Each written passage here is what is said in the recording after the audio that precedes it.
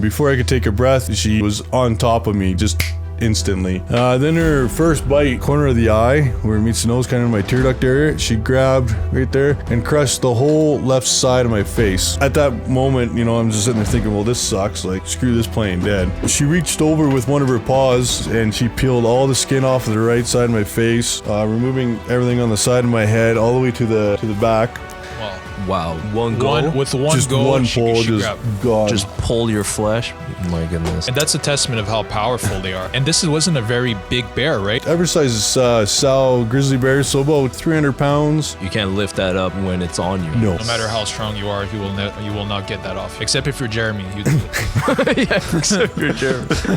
As I'm laying in the rocks, sitting there listening to the creek, so many thoughts runs through your head at that point in time when you're laying in there. And I knew that was going to be my final resting place. So I pull out my phone and tried to play some music. First song, the one song that came on was a song I played for my daughter the night before while putting her to bed. It was her favorite nursery rhyme. The song was Baby Shark. And so here I am laying in the boulders listening to Baby Shark on repeat. I don't know if it was the song or the thought of, seeing my daughter and my wife again that made me reach up for that rock above me there and just pull myself up and to keep reaching for the next one and just keep trying to make it somewhere where they make it to the main trail of where they're going to find the body. And I think that Baby Shark song definitely gave you some will to live.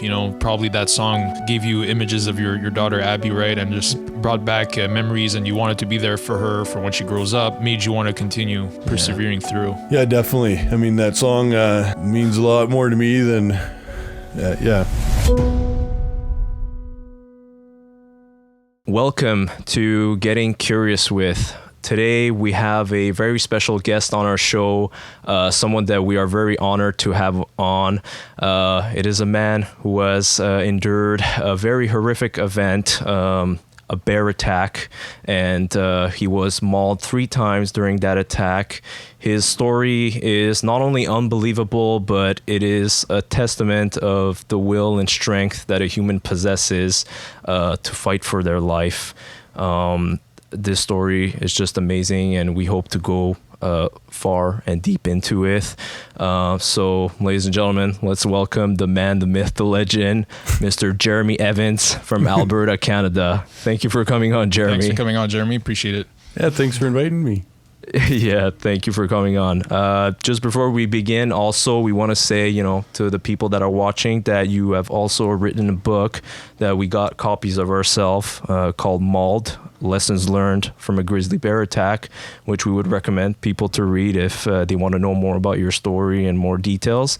But we are definitely going to cover a lot of what was written in the book. Yeah, so also just to add to that, I think the reason why this podcast is actually happening, well, funny enough, I was listening to a podcast called This Is Actually Happening one day in my car, and I happened to stumble upon Jeremy's story, and I thought it was super intriguing, super inspiring, and I was really curious about, how it all played out, and that's why today we're having this discussion. So I want to thank that podcast as well to kind of put Jeremy's story on the map. Mm-hmm. So, Jeremy, before we get into it, how about you give us a little bit about who you are, who you are as a person, what your passions are in life, and then we'll get into the details and the specifics of the bear attack later on. But let's just start with that. Gee, that's a tough question. So I'm a very outdoor person, very avid hunter, fisherman. I love to go out camping, hiking, spend all the time in the woods. I guess, yeah, that's really it. I mean, I'm kind of boring, other than I fight bears. That's pretty exciting, man. I mean, yeah, not a lot of people do that last part, especially. Yeah. Like, I grew up in Alberta, in Calgary, Alberta, born and raised. I spend most of my time either out in the mountains or running around on the prairies. Lately, the prairies, because they got no bears there, and that's my wife won't let me go anywhere without bringing extra bear bait with me. So, yeah. So, How about you tell us a little bit about that, kind of, where you were in your life prior to the bear attack, tell us about your relationships, kind of your family, what were your career aspirations, all that stuff, just, before the bear attack. Where did you expect to be in the years, after had the bear attack not happened? So just in general, like that. Yeah. Well, at the time, me and my wife decided to start a family. We had our daughter. She's about 8 months old at the time, and I was kind of settling down in the career in the food industry, looking after maintenance, electrician by trade. So I was a maintenance manager at a beef slaughterhouse, and so working there, didn't really. I had plans, to start my own company, but I wanted to settle down or continue on with my electrical company, but I wanted to settle down, have a family. I was out of town lots. Nothing really changed before the bear attack to after. I just kept moving along with my plan and kept rocking it out. The bear attack was just a little blip on the map for me. Yeah, that's awesome. It's a great way to look at it for sure. Yeah.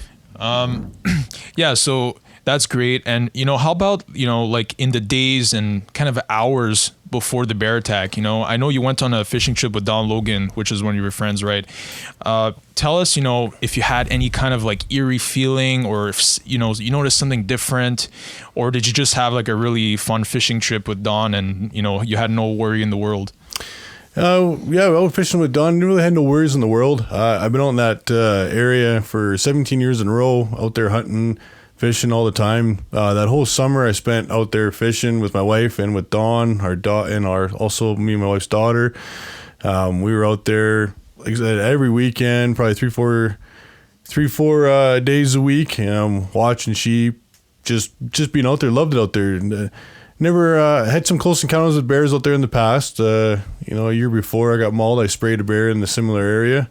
And actually the first time I was out there in that area with my wife, we ran into two grizzly bears on the trail and kind of startled them. And, they got pretty close, but they decided to venture off. So I was comfortable with the area. I knew, there was bears there. No worries. Like, we see them all the time. Never thought something like this would happen. Yeah, no one does, for sure. I was really, really excited to get out there that day. I spent all summer long looking for sheep, scouting. I found a band of rams, and at this point, I have never harvested a legal ram in Alberta. There's like a 4 to 6% chance of getting one, and you got to put a lot of time in. And this was my year. I spent all summer out there, found the rams every weekend, keeping tabs on them. My whole plan was to head out there for a 4-day weekend, get there the day before sheep season started, set up my camp, find my ram, and then just watch him where he goes at night and hopefully harvest him the next morning and get out. I was just really excited, and yeah. Things went sideways at that point, yeah. But back to the fishing trip, I just want to know. So that fishing trip, like, was it like a successful one? I saw in the book that you have a picture with a pretty large fish, so I presume it was a good fishing trip.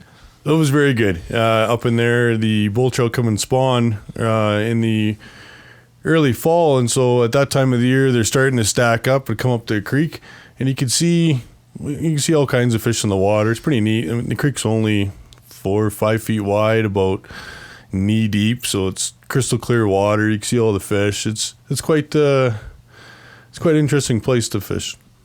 Awesome. Yeah. Those are some big fish. Wow. Yeah, that was definitely a big one. It was one of the larger ones that we've caught in there, yep, for sure. Okay, cool. Oh, yeah. And I know that Don was supposed to join you the day that the mauling happened. I wonder how he feels about that. Like, of course, I don't think you have any animosity towards him for not being able to join you. That's just things that happen, right? But yeah, I just want to know. So he was supposed to join you on that day, right? And he just couldn't make it, essentially? Yeah, he last minute, I think he got sick and was unable to join. And I'm used to that when I go sheep hunting. I've been through a lot of people sheep hunting with, and you kind of always expect it. It's not an easy task or something easy for somebody to do, walking 18 to 20 kilometers back in, and then every day you're hiking up and down the mountains. It gets pretty tiring pretty quick. Like, I'm not too familiar with the area. Is it like, I guess the terrain is very, difficult. Can't really ride your bike in there easily. Do you have to hike a lot? A lot of hiking. The spot where we go, you can ride your bike in about, I'd say 7-8 kilometers is fairly decent trail. There's quite a lot of ups and downs. You're going through the foothills.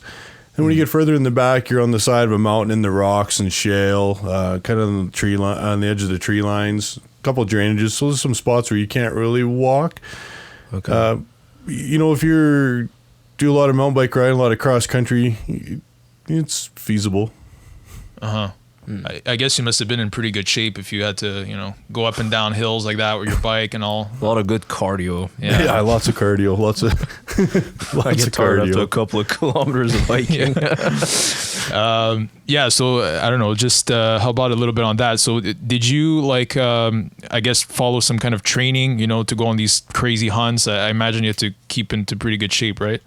Mostly pretty good shape. Every year you'd start training for sheep hunting, and I guess, you should start now if you want to be able to get in shape for sheep hunting. Lots of bike riding, lots of walking, lots of jogging up and down hills just to keep your cardio up. When you're at higher elevation and you're hiking up and down the hills, you tend to get a lot of lactic acid burn because less oxygen, and if you're not in great shape, it really sucks. Yeah, for sure. I bet. Yeah. All right, so let's get into, kind of the specifics of the bear attack. I know the bear attack happened on August 24th of 2017. Let's get into the details. Tell us what you remember, kind of the emotions you were going through, and let's just get into that part. Sure. So on the morning of August 24th, 2017, I arrived at the spot where I parked my truck about 2:30 a.m.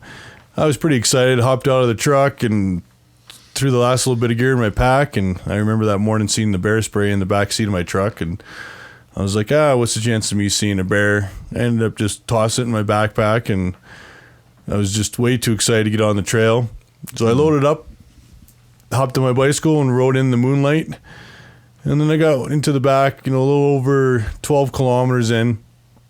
And there's a couple of deep drainages there. And going down the one, come up, and I noticed some sheep. And so I, started watching them with my binoculars, a bunch of ewes and lambs. And I was slowly making my way through the trees, look for about 10 minutes, move 10 feet, look for 10 minutes, just because you didn't want to scare them. And then I spotted some rams, and I got pretty excited. I'm like, oh, sweet.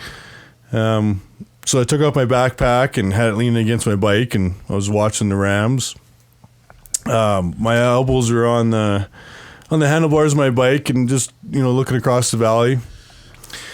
And then I stood up to reposition, and I saw a little brown thing run in front of me, and I knew right away what it was. It was a grizzly bear cub. It was less than 10 feet away, and I knew at that moment that I was fucked. Like, where was mama?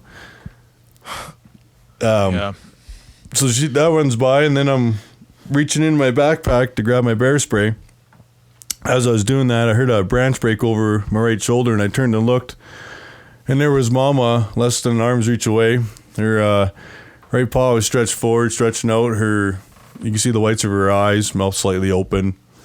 I didn't really have much time to react. The only thing I thought of doing was, what I did was grab the frame of my bicycle and just step aside and drop the bike in front of her. Her head went through the frame of the bike, and she had it on like a necklace, and when she turned and looked at me, I started smashing her in the face with my backpack and beating her over the head. And she managed to pinch my right hand against the frame of the backpack and got out of the way. And then I started really going hard, hitting her on the head and smashing her in the face. She then kind of turned and started backing away, and I started backing up, and I was trying to get my bear spray out of my backpack and my gun off. As I was doing that, I noticed she had turned around and she come charging in again. And when she came running in, charging this time, I threw my pack at her, and I decided to run up the mountainside, and jump off the hill and into a tree. And so I ran about 60 or so feet, jumped off into a spruce tree, And I remember, jumped in, was trying to pull myself up, but I can hear her just huffing and grunting as she's running behind me. And I was in the spruce tree, and I'm trying to pull my right leg was hanging low, and I was trying to pull it up. And as I was pulling it up, she stood on her hind legs and wrapped her paws around my right knee and just guided it in and guided towards her mouth. And I just remember looking down and seeing her basically, wrap her teeth around my knee, and I was thinking, this is going to hurt. She grabbed my leg, and much to my surprise, it didn't really hurt at first. She crunched down and ripped me out of the tree. I hit the ground quite hard, and it was a spruce tree I was in, so I crawled underneath it and wrapped my arms and legs around the base of the tree, and she started digging at me with her paws and wasn't really getting anywhere. The spruce boughs were protecting me, and then she reached into the mouth, grabbed me on the left side in the love handle area, just grabbed, took a big chunk, lifted me up, threw me about 6 feet. I hit the ground quite hard. And I was out of, trying to catch my breath. And before I could take a breath, she was on top of me just instantly. Yeah, they're so fast, right? I mean, so fast, so powerful. Speed. Right. Then her first bite, this is just a black bear skull, but her first. Wow. Oh, okay. Her first bite caught me on the left side of the corner of the eye where it meets the nose, kind of in my tear duct area. She grabbed right there and crushed the whole left side of my face, just kind of removing everything. Oh, that's crazy. And at that moment, I'm just sitting there thinking, well, this sucks. Like, screw this playing dead. I mean, sucks when something's chewing on you. Back. So initially you tried to play dead, and obviously that she didn't care. She just continued, attacking you, and it's no remorse. It's really hard to play dead when something's chewing you on you. I mean, she took that one bite, and I was like, screw this. So I rolled over and started punching her in the face with my right arm, poking her in the nose, poking her eyeball, grabbing her ear. She was snapping at my hand. And then she come down and bite me in the face the second time.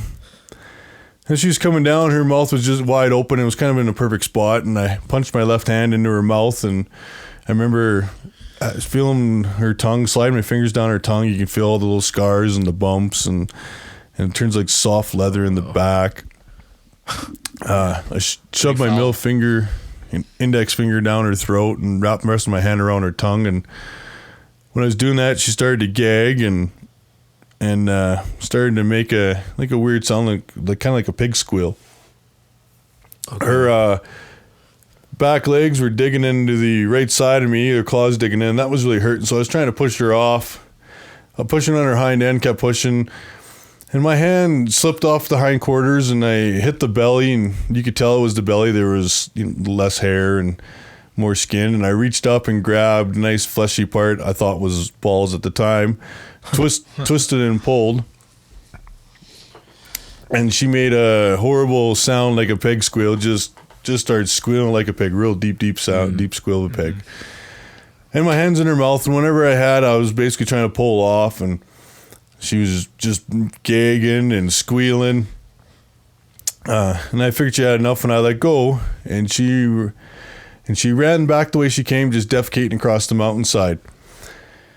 Then I got up and dusted myself off, walked over to my pack, pulled out my phone, and then I took a picture to see what I looked like. I was just wondering, what happened, and that picture is actually in the book. You can see where I'm missing the large majority of my face. So this was after the second mauling, right? If I'm following correctly. Correct. Yeah, this is after round two. The selfie was after the second. Okay.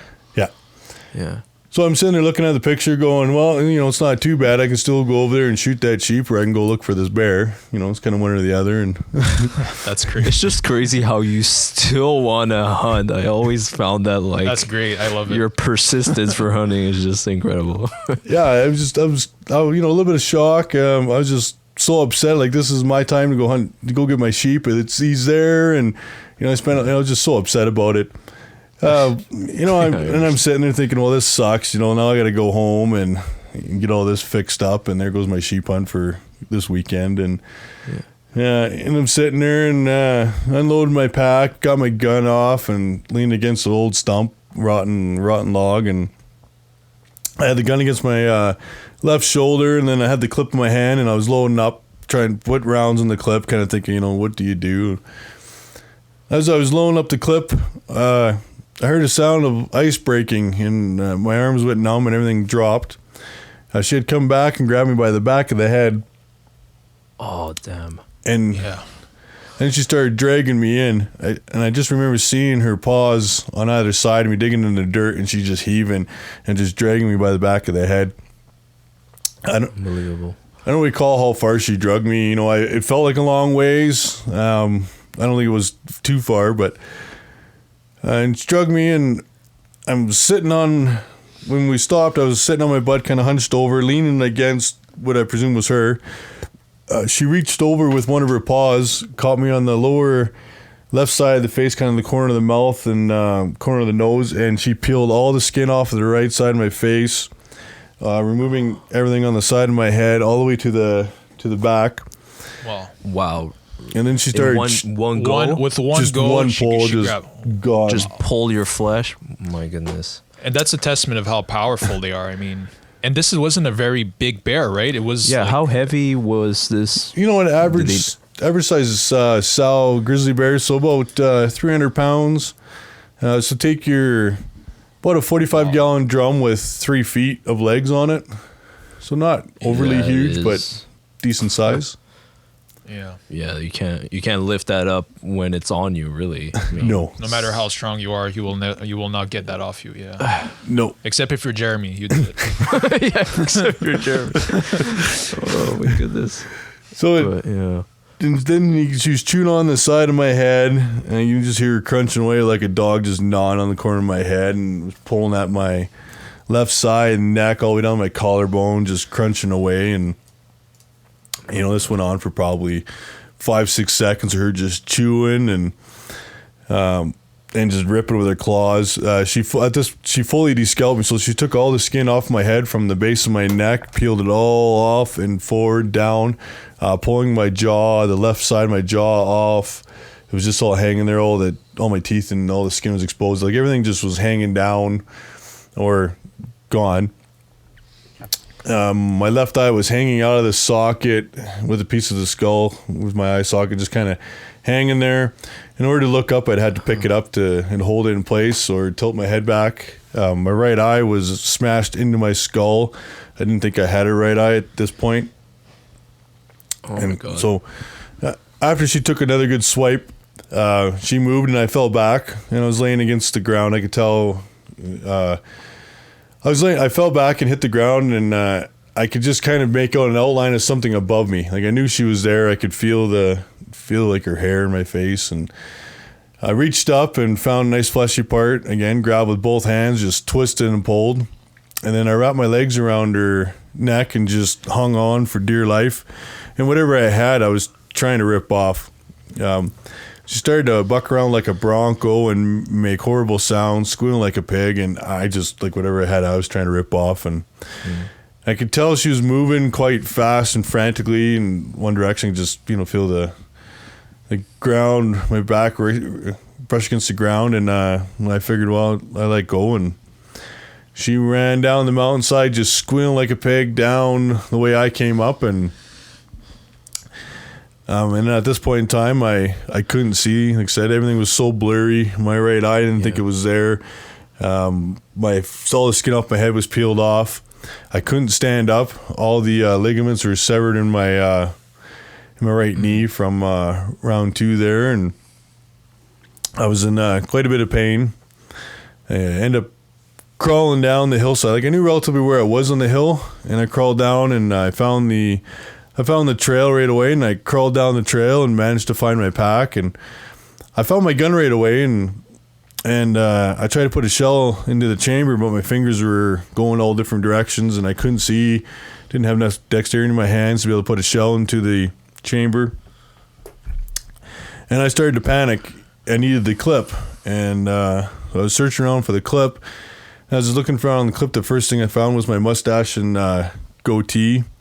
and I found a chunk of my face, and then an ear. Wow. Then I found the clip, slammed it in the gun, and the first dark thing got 3 rounds. And then I'm sitting there, I got all these pieces of my face in my hand, and I'm just like, what do I do? Like, I know I'm at this point in time, I'm not going to make it out of there. I mean, who's going to survive that? And like everything off my face was removed, my jaw hanging down. There's blood coming from everywhere. So yeah, at this point in time, I just trying to debate what I should do. I knew I was going to die out there. Just do I end it myself or just see what happens? So it was one of the decisions I regret. I loaded up my rifle and stuck the butt of the gun against the ground between my legs and put the barrel underneath my chin, and I pulled the trigger and expected the gun to go off, but it just clicked. And days kind of wondering what the heck happened, and I reached down and cycled the gun again, and the gun went off, and it sent a bullet just inches from the side of my head. And I was like, holy crap, like what was I thinking? I at least owed it to my family, my wife and daughter, to at least try to make it somewhere they're going to find the body. Because where I was, there was no chance of that. I mean, I'm so far back in that maybe a dozen people or so, or half a dozen people go into that area in a year. I was worried about my wife getting closure, so. Yeah. I remember in the book, like, there was a part where you said, even if you would to pass away, you wanted to make sure that they would find you at least, Yeah, so at least they know what would happen to me, right? At least know I tried. I mean, that's why I took pictures, and I sent my wife a bunch of messages. They're not in the book. I did send some final goodbyes on the hillside, and it was a rough time, and it's actually hard to talk about that. Yeah. You don't have to get into the very specifics. I mean, you already did. I know it can get emotional for you, so. Yeah, I just want to add. So, you mentioned how the gun didn't go off. Do you think that's a sign of hope? Like at that moment, it was almost like a sign, like some other maybe spiritual thing. I don't know if you believe in that stuff. That it just didn't go off, and it was almost like a sign for life. To keep fighting through. And to keep pushing. Yeah, I don't know what why that happened. It still baffles me. I got the round that I got the shell casing still. I don't know. I mean, yeah. Yeah, it's hard to say exactly why. We'll probably never know, but we're glad that you're still here. That's for sure. That's the important part. Let's continue on. So this puts us at the end of round 3, right? So you're gonna be hiking back, I guess, at this point, right? Yeah. So after kind of deciding that, well, I'm gonna at least try to make it somewhere where they're gonna find the body. I opened my backpack looking for my first aid kit, and I found it, and there was nothing in there big enough to cover my head or to put pieces of my face in, and I was trying to figure out what to do. So I grabbed a shirt out of my long sleeve shirt on my backpack, and I put it on upside down with the neck part on my head, and I opened up the body of the shirt, and I layered all the pieces of my face in there, folded it down, tied the sleeves underneath my chin real tight to hold my jaw, because my jaw was flopping down, and then I tied 2 knots in the back to hold my head straight and just try to keep my head up. And then I grabbed a sweatshirt, basically threw it over my shoulders to protect me from the sun, and I tried to stand up. I mean, the first 10 feet I probably fell well over 100 times. I mean, I couldn't get anywhere. Every time I put weight on my right leg, it would just collapse, and I'd fall over, and using my gun as a cane and try to steady myself, and I finally figured out what I needed to do. I needed to take a small step with my left foot and then slide my right foot forward, and I was able to get going that way. But the first 100 feet of the trail was probably the steepest of the whole way. It led down a rocky trail along the edge of a drainage, just lined with boulders all the way down. About, I guess, a third of the way down, I lost my footing, and I tumbled head over heels all the way down into the drainage below. Wow. Probably, 250, 300 feet. I rolled all the way down to the bottom. And I remember laying there in the bottom thinking, like, this is it. I ain't going to make it out of here. There's no way. I was in so much pain. My gun was all wrapped up, caught up in me. And I'm just laying there, and I can't move. The pain was just too much. And at that moment, I pulled on my phone, and I sent a final goodbye to my wife. And the message read, I tried, honey. And as I'm laying in the rocks, sitting there listening to the creek, so many thoughts of run through your head at that point in time when you're laying in there, and I knew that was going to be my final resting place. So I pull out my phone and tried to play some music, and when the first song, the one song that came on was a song I played for my daughter the night before while putting her to bed. It was her favorite nursery rhyme. The song was Baby Shark. And so here I am laying in the boulders listening to Baby Shark. Remember that, yeah. On repeat. I don't know if it was the song or the thought of, seeing my daughter and my wife again that made me reach up for that rock above me there and just pull myself up and to keep reaching for the next one and just keep trying to make it somewhere where they make it to the main trail where they're going to find the body. And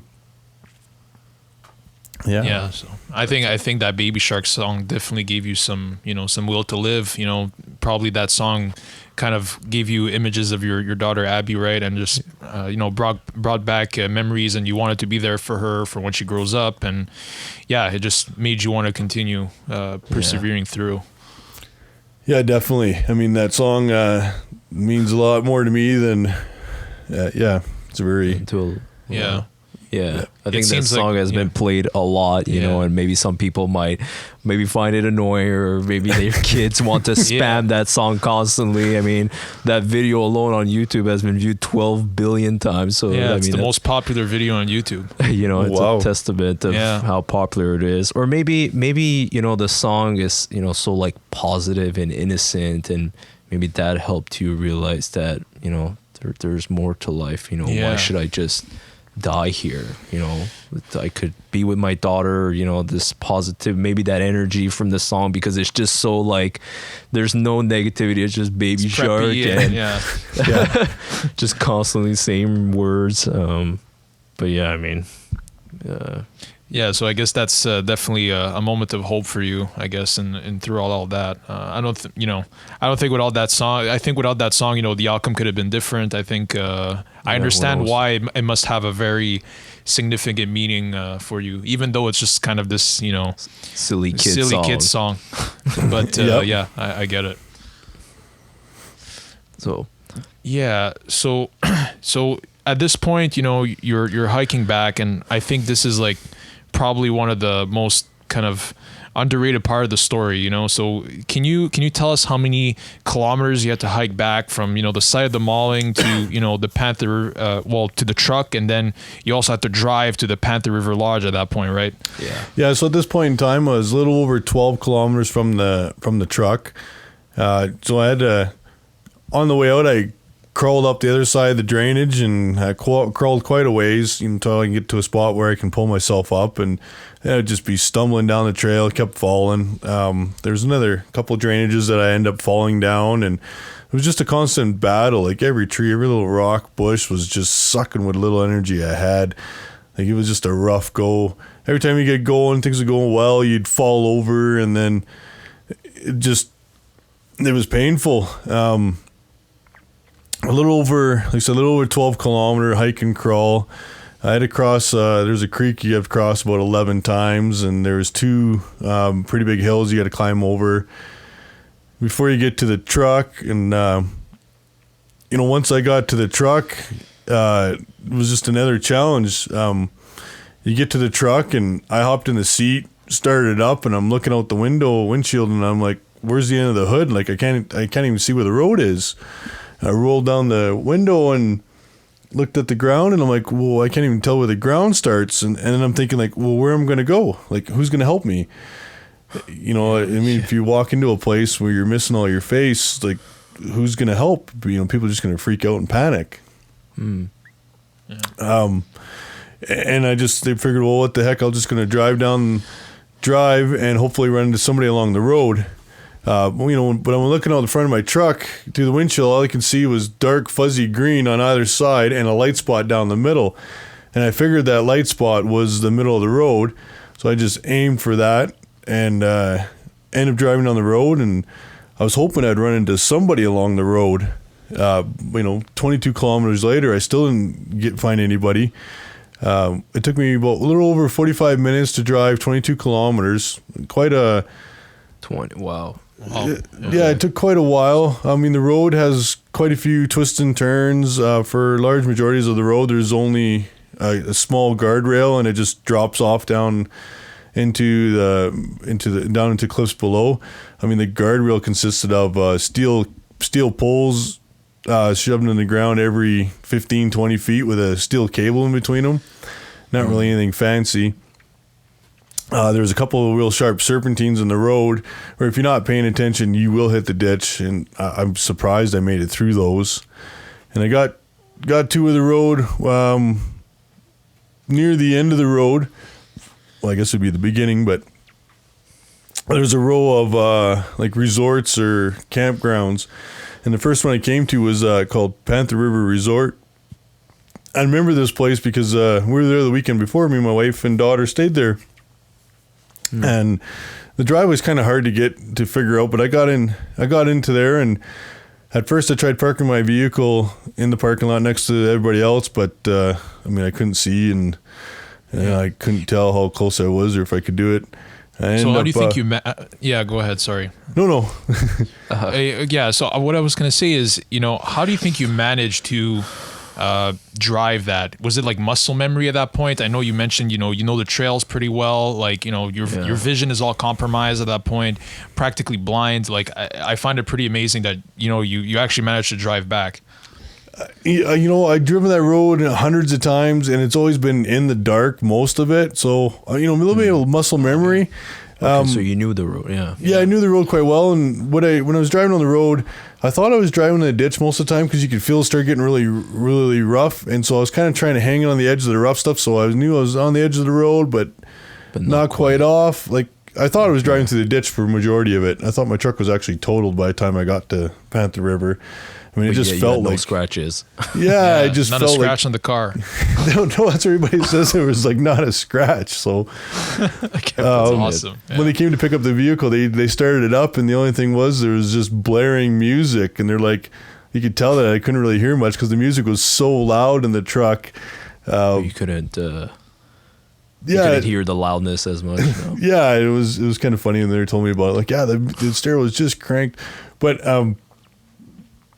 like I remember, they're feeling a little rough, and you're kind of driving over. Okay, the guardrail's got to be coming up here soon because there's a turn, and you're just trying to, you're really slow, and you're staring ahead, and you're trying to look. I mean, I had to tilt my head way back in order to see or hold my eye and try to hold the steering wheel, and then you'd feel. Regarding your eye, when you said your eye came out of your eye socket, like how far? Like that's what I'm trying to imagine. Well, it was hanging up as far as my glasses here. Like it was tilt down pretty good, so I had to tilt my head pretty far back up to to see. Goodness. So there was the bone, the eye socket actually that was holding it, and that was all crunched, and it was hanging down, and I could just use my hand to hold it up. And you have to like improvise at that point, right? No one teaches you like, oh, when your eyes, hang out, but you do, right? You kind of have to almost learn how to reuse your body at that point. It's crazy. You had to learn how to walk again on the way there. I feel like David Goggins was like the story. Do you know David Goggins? No. David Goggins is really like an inspirational guy. He runs a lot, he's like stay hard all the time, and like he focuses on like the mental toughness, and he's like an ex-Navy SEAL, right? Ex-Navy SEAL and stuff, and like very hardcore in his regiment. Really hardcore. I think he would really like your story. Yeah. But yeah, you find ways of, when you sit there and you either got to tilt your head way back, or you're like, oh, you're trying to move it, and the blood's dripping all over the place, and it's just, it's just annoying because you're just constantly distracting, and then you got my whole face is just hanging down, and so I pulled into Panther River there, and I was actually pretty nervous, or nervous to actually stop. I figured I was just going to drive right straight to the nearest town, which was Sundre, and just go right straight to the hospital. Because I mean, who'd want to help you? So I pull into Panther River there and try to park in the parking lot, and I didn't really want to be a burden to anybody there. And so I go through the parking lot, try to park, couldn't do it. Ended up driving right up to the main lodge, just drove right through the no parking area, right down the trail, basically stopped right at the ramp of the lodge and got out and walked up the ramp. And at Panther River, there's like a circular octagon shaped building, and they have it's a log cabin. They have the trusses coming down, big logs, and if you're not paying attention, you can smack your head as you're walking along the deck. Well, all along the deck, they have these big bay windows. And I remember I'm just kind of shuffling along the edge, have my head all tilted to make sure I don't hit these overhanging logs. And I noticed this little shadow in the window just kind of run away, like move away fast. And at the same time, I was opening up the door, and I hear this voice of a kid saying, "Grandma, somebody's trying to play a prank on us." And oh wow. And I look like a zombie, I'm kind of hunched over, blood's everywhere, and I've got the little walk going on, like the shuffle, and I was just like, no, I got mauled by a bear, I need some help, and these ladies were just stunned, like they didn't know what to do, and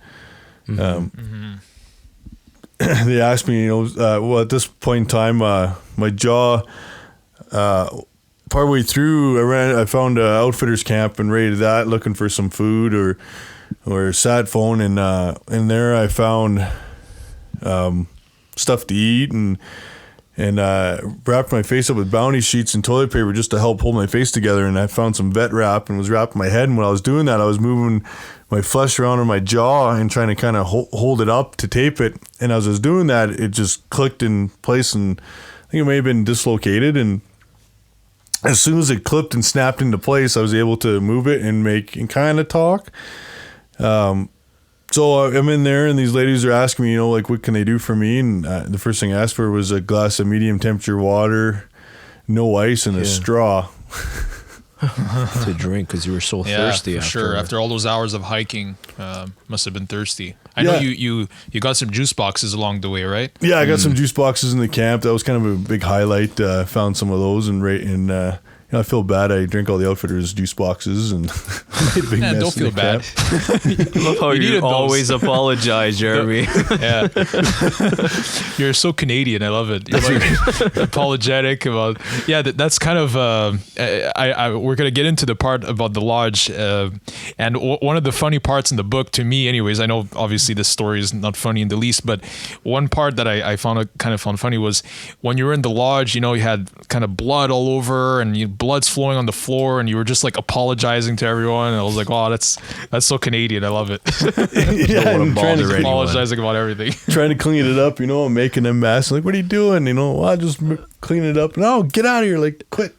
Yeah. No. It was. That's great. Yeah, I just want to ask also, like the amount of blood that you were losing. I'm just like curious how you didn't pass out. Like, did you pass out at any moment? No, I didn't pass out at all. They only gave me 1 unit of blood, and that was before the second surgery that I know of. I mean, they could have given me blood during the first surgery, but I just only remember them giving me blood, 1 unit of blood before my second surgery. So that was like the second day in the hospital. Okay. So, yeah. I was bleeding. I wasn't bleeding quite a bit. I remember one of the ladies that helped me out that day, she said, I wasn't really bleeding. Everything was kind of dried up. And it's when I grabbed a bottle of Gatorade out of my truck and had them open it up, and I drank a bottle of Gatorade. And she said it seemed like I started to relax, and then I started to really bleed again. But for the most part, it wasn't really gushing out blood. Okay, so you're saying like maybe after the attack, like you were in shock mode and the adrenaline was rushing. Does that like stop the flow of blood coming out, or how does that like work? Or I don't know. I heard somebody tell me that when you're in trauma situations, your blood stays concentrated like around your organs. I don't know if that did it, and just maybe. maybe or the way that I had the tourniquet tied around my head, it kind of stopped the flow of blood going. It was possibly that. The heat as well, right? I imagine it was in the summer. It must have been like a hot day. Maybe it dried up some of the blood. Yeah, well, I think a lot of that and all the mud and dirt and pine needles and everything else that got stuck in there. I guess there was what their ladies were telling me. So there's pine needles and leaves and sticks all stuck in my face and just caught, like it was just all dirty blood and dirt and skull hanging out. My goodness, yeah. They must have been really like courageous, the ladies at the lodge, to be able to like help you out, because I bet like some people might even pass out at the sight, of someone that's been attacked like that, or they might not be able to, handle like someone who's bleeding a lot, or so I think they did a good job to help you out, right? Yeah, that was my biggest fear when I got there, was that being able to get the help, because when people see other individuals in that situation where you're quite hurt, the shock sets in and they don't think clearly. And when I needed them to think clearly, be able to help me, wanted them to stay calm, because when you're not calm, you don't make clear decisions, especially when you're under a stressful part like that. So the whole time I was there, I was worried about them. I wanted them to make clear decisions, because I needed them to help, and my life was in their hands basically. At first they were panicking, running around, and I kept telling them, like, hey guys, you need to calm down. It's not a big deal. I'm just missing my face. Like, just take a deep breath. That's not a big deal. That's not a big deal. And just, if I panicked or freaked out during that time, they would have done the same, and I don't think I would have made it anywhere. Just the whole trying to keep everybody calm, I guess. Calm. Yeah. So when you got to the lodge, the first person to greet you and obviously help you out was Amanda, right? It was Amanda's mother, and it was her son, the first person I seen, a 9-year-old boy, and an older lady at the lodge, and then Amanda was like the first person to get up close and take me out to the back. At the time there was, I guess, a wedding that was going to start. The wedding party was coming in, and they had to get me out of the lodge. I guess they didn't want me to greet and talk to people, so to the groom and the bride. It's like, hi, how are you guys? Would have been a marriage to remember for sure. That's right. So they threw me in my truck and drove me around back of the lodge. There's a helipad and that, and the plan was to move me there, and they were hoping Stars would come out, or somebody would be able to come out to help out. At that time, Stars was unavailable. The ambulance, they didn't know where we were or how to find the place. They were kind of confused, and so Amanda there, she said, heck, screw this, I'm going to call my dad. He's got a helicopter.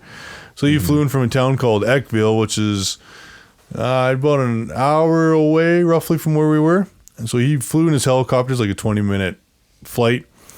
He flew, landed, and then I'm sitting in my truck, and I got this young lady who's with me at the door.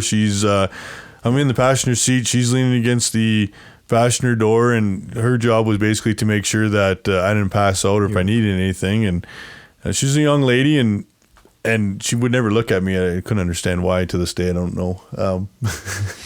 Wow. But I guess she was still next to you to, Yeah, she stayed there the whole time, and she was pretty calm. And I was just like asking her 20 questions, like, how old are you? Do you have a boyfriend? What do you do for work? Just random, like, do you have any Small pets?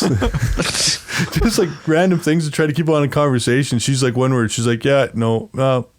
She could have think of those things. She's like, you're just trying to, and then this little lady, her name was Carmen, and she come running over there, and I can just hear her feet run across the gravel, and I kept yelling at her like, hey, calm down. And she come out and she told us, like, there's a helicopter coming. It's going to be here in like, half hour or so. And I was like, okay, awesome.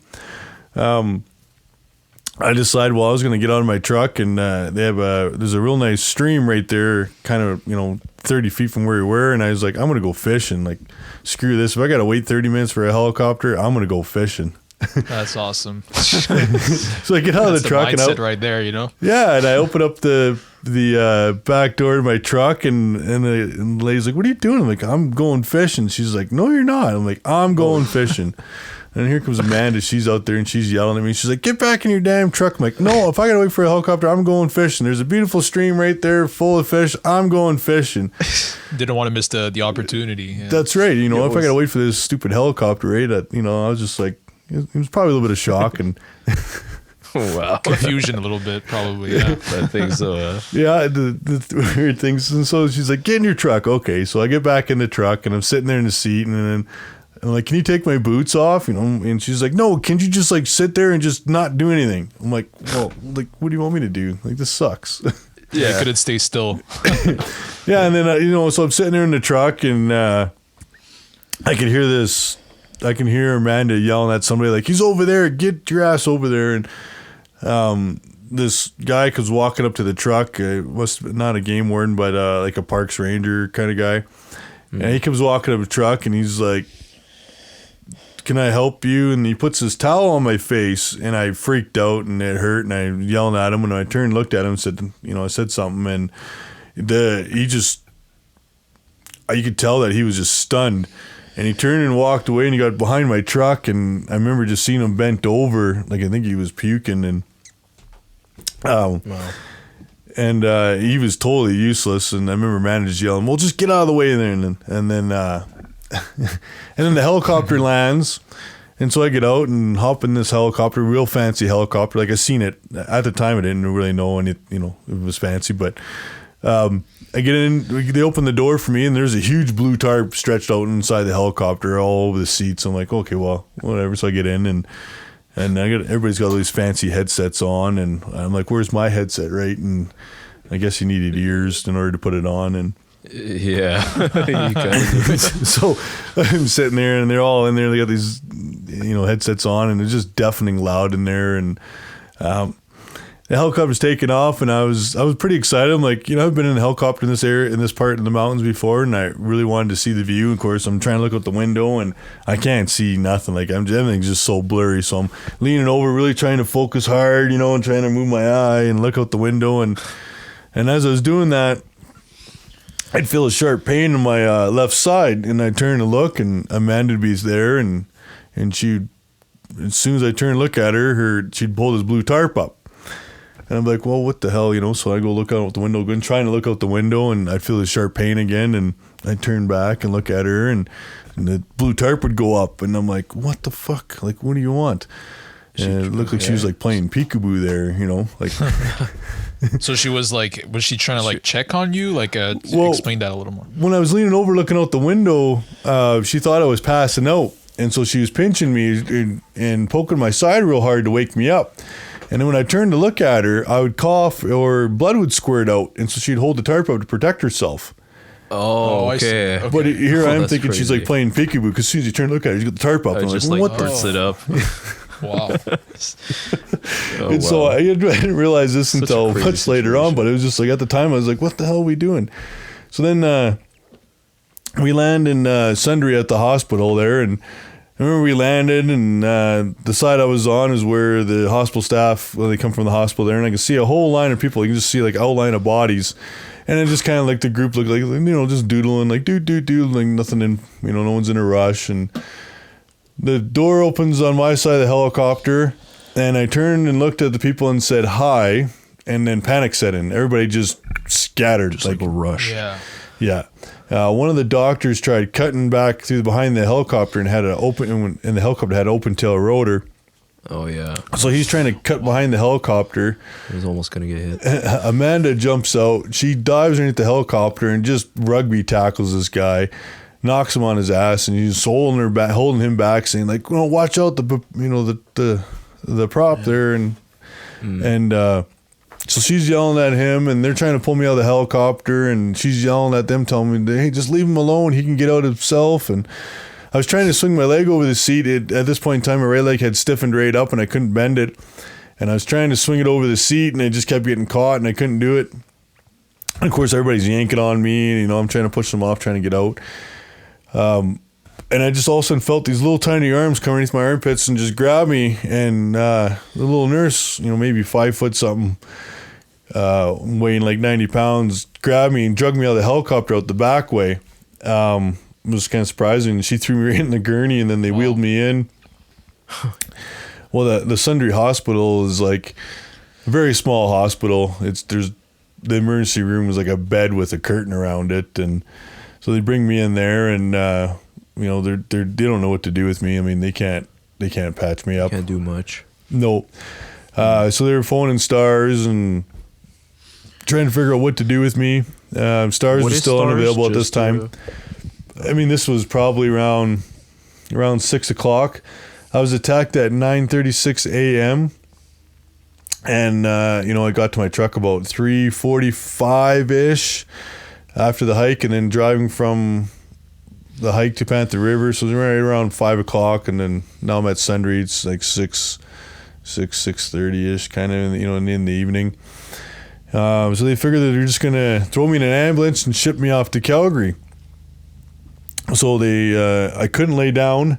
The whole back of my head was all raw and busted open. So I had to have somebody basically hold my ears or where my ears were and kind of hold my head when I laid down. And then I had no face. Like, it just looked like all the skin was pulled off my head. It looked like somebody took a ball peen hammer and just smashed up my whole face. Mm-hmm. When I was breathing, in the ambulance, the paramedic mentioned that he was afraid that you would decompensate in the book. Can you elaborate on that a little bit? Well, they didn't know where to intubate me from because the breath was coming out in between my nose and around my eyes. They could feel that's where the air was coming in and out. And then I would choke on the blood, and like I'd be bleeding, it would pool in my nose or in my mouth. And I wasn't allowed to talk, so we had little hand signs. Like I had to stick my thumb between my two fingers to symbolize that, hey, suck it out of my nose, or if I made like my hand like an alligator mouth, and you suck the blood out of my mouth. And that's what they kept doing, and they didn't know what to do if I went into cardiac arrest or stopped breathing, because they had no clue where to intubate me from. Okay, I see. So I see why he was definitely concerned about that. Yeah. Yeah. So, do you have any kind of like? I know you mentioned that it's called Stars, right? That you know, they have like this helicopter service, part of the medical system that airlifts you here and there. Do you have kind of like any almost like animosity that they couldn't find the helicopter to bring you like in that dire state that you were in, and you know you had to rely on all these great people around you, right? Like Terry, the guy that brought you in his helicopter, his private helicopter. Yeah. Good thing he had that to. Yeah, you know, fly in. Yeah, for sure. I have no animosity towards Stars. I mean, they have a procedure and a policy that they follow, and somebody was in a worse situation than I was. So, I mean, it is what it is. I don't hold anything against them. I mean, somebody's got to make a call, and sometimes you're the guy that gets left behind. Yeah. What do you do?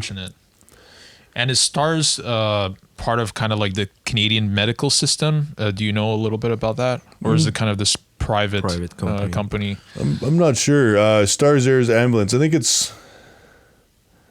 I'm not sure. I know we have 2 helicopters in Alberta, one in Red Deer, or one in Edmonton, and one in Calgary. I think it's they have lotteries every year. I don't know much about it. Yeah. That's fine. I mean, yeah, I think just the medical system in Canada sometimes can be a little convoluted and a little tricky. You know, here in Quebec, it's like that too. So they pulled me back together. You know, I mean, yeah, they did good for sure. Yeah. Yeah, no, we can't complain. For your situation right now. Yeah. So you know, after the ambulance drive, they brought you to Foothills, right? Yeah, Foothills Hospital in Calgary. Yeah. Mm-hmm. I arrived there around 9:17 at night is when I arrived at the hospital, and at the time the Foothills Hospital emergency room was under construction. So where they normally take you through the back was under construction. They had to take me through the front doors, and they just basically wheeled me in. I did not know this though at the time, that they wheeled me right past my whole entire family, and here I am, missing my face, and they wheeled me right through the emergency room so everybody can see me. And I didn't know that. I got into the back, and they asked me if I needed anything, and I told them I wanted to say goodbye to my wife and let her know that I tried. And I made a deal with the doctor that they had to cover my face. I didn't want my wife to see me state I was in, because I had no face. And they covered my face up. I saw her, and then from there they brought me into surgery right away. did a couple CT scans, a couple X-rays, and then directly into the surgery room, and spent 12, 13 hours in there, putting me back together. The next day in ICU, they woke me up in ICU. Was in there for probably 24 hours. They gave me a unit of blood, and I went back in for another 13-hour surgery on day 2, where they put my ear back together and large chunk of my face. I mean, the first surgery was they stitched up my hands, my knee, and then my whole face. The second surgery was just fine-tuning, doing the eye socket plates and making the rest of it look okay. They put a lot of like those plates right in your face to hold everything together, and my skull, my face looks like a Phantom of the Opera mask, kind of where it's all steel plates. Okay. Just a large majority of my skull's steel or face. Oh yeah, they did a great job. Honestly, you could barely tell you went through anything. Honestly, you look yeah, great. with a hat on, you can't tell. I mean, I got missing a big chunk of my hair on one side, but it's okay. I get half price haircuts. Always look on the bright side. Yeah, you're always super positive. That's really cool. I mean, you must feel like so grateful for like all these people that helped you out, right? Like Terry and his helicopter, the paramedic that decided to drive you along the way. What can you say about all those awesome people that helped you? Oh, well, it was a whole army of people that put me back together. They're great people. I still talk to a lot of them today. They went way out of their way, and they're the main reason why I'm still here today. Mm. Yeah, of course. Yeah, for sure. And I think the job that the plastic surgeon, whose name I think is Dr. Duncan Curson, right? He Nickerson. was the main. Okay. Dr. Duncan, Nickerson. Duncan, that he did a very good job with. It was very detailed in the book. I mean, most of 80% of it I didn't understand because it was so technical and medical. Yeah. But we're not doctors. I definitely understood there was a lot of stuff that he had to take care of, and the reconstruction a bit took so long to do. Well, it was pretty funny. It was week 2 in the hospital. He come visit me, and my wife had put some family photos up on the wall, and he was looking at the one photo and looking at me. He goes, "Oh, I wish I had this sooner. I could have done a better job." Oh wow! He had a pretty good sense of humor. I mean, I was in the hospital for a little over a month at this one point in time, and they were this side of my head here where I have no hair was just skull and plate, and it was all exposed, and they still didn't close it up. And so they decided they were going to take a chunk of my head and move it over top of the bone and plate, because your skin won't take if there's no blood flow, and so you need blood flow. Yeah. So they started moving part of my head over, and then it started dying. So then they had to move it back because they had no blood flow. And they took a skin graft off my leg and just put it over top of the open skull, and said, "Well, we'll see what happens." If that didn't work, the next thing they're gonna do is put tissue expanders in, and then take a blood flow from my neck or chest and run a blood vessel up to get some blood flow, and then put tissue expanders into your head and then move parts of your head around. And so they just closed it up, figured, well, we'll leave it for now and figure out what plan B is. So it was the day after that surgery. I had a pass for the hospital to go out on a day trip. And so I was like, yeah, I'm going out, and we decided to go to the shooting range. And so probably not the best idea, but it was fun. So we go to the shooting range, and I got my head is all in this band and a big bandage. I got drains hanging out all over my face and all around my neck, and I took a neck gaiter just to cover up the bandages and taped that on, and here we are at the shooting range, and I'm cross-eyed as a bat walking in, and I remember the range officer's like, do you know where the target is? I'm like, yeah, it's over that way, and somewhere. Wow. So we shot guns there for a while. I just wanted to see if I actually could, because my eyesight was quite compromised, and I was still having trouble being able to hold things up or squeeze the trigger. They did quite a lot of reconstructive, So I went out shooting all day, and that night I come back to the hospital, and I had my target, and I was so happy because I can hit the target at 50 meters there, and I was hanging up in my room, and the charge nurse was like, "Where'd you go today?" I said, "I went out shooting guns." And she's like, "In your condition, you're going out shooting guns?" And I'm like, "Yep." So you go back hunting if you could, right? Right. that's right. So Fishing, hunting, all of it. she first thing she did was she called the doctor, and he come up, Dr. Nickerson, and he come walking in there, and he's like, "How you doing?" "Good." "How's your head?" "Awesome, still there." He goes, "Great." "You got a headache or anything?" "Nope." "Did you have fun today?" I said, "Yep." He goes, "Good, keep it up. Have a nice day." And he leaves. Awesome, yeah. And the was nurse is happy like, for you. "What, aren't you going to say anything?" Like, wow, if he can go out and shoot guns, he's obviously doing pretty fine. And if he's not hurt right now, just let him, Let him go then, no. Yeah, there was a picture in the book with like kind of like your head all bandaged up when you were like at the shooting range. It was a cool picture. Yeah. Showed your determination no matter what. Yeah, I'm sure it was a relief also, right? That, you could still kind of do what you love, and, you're not that compromised when you were shooting the targets. And initially, I'm sure it was a little hard. You were kind of adapting to it, but, you did well, so that's awesome. I had to try it. I had to get out, and I had to, keep working forward, keep trying to get better, right? I mean, you just... What else can you do? Yeah, you got to try it, and then if it doesn't work, then keep trying until you find a method that does work, right?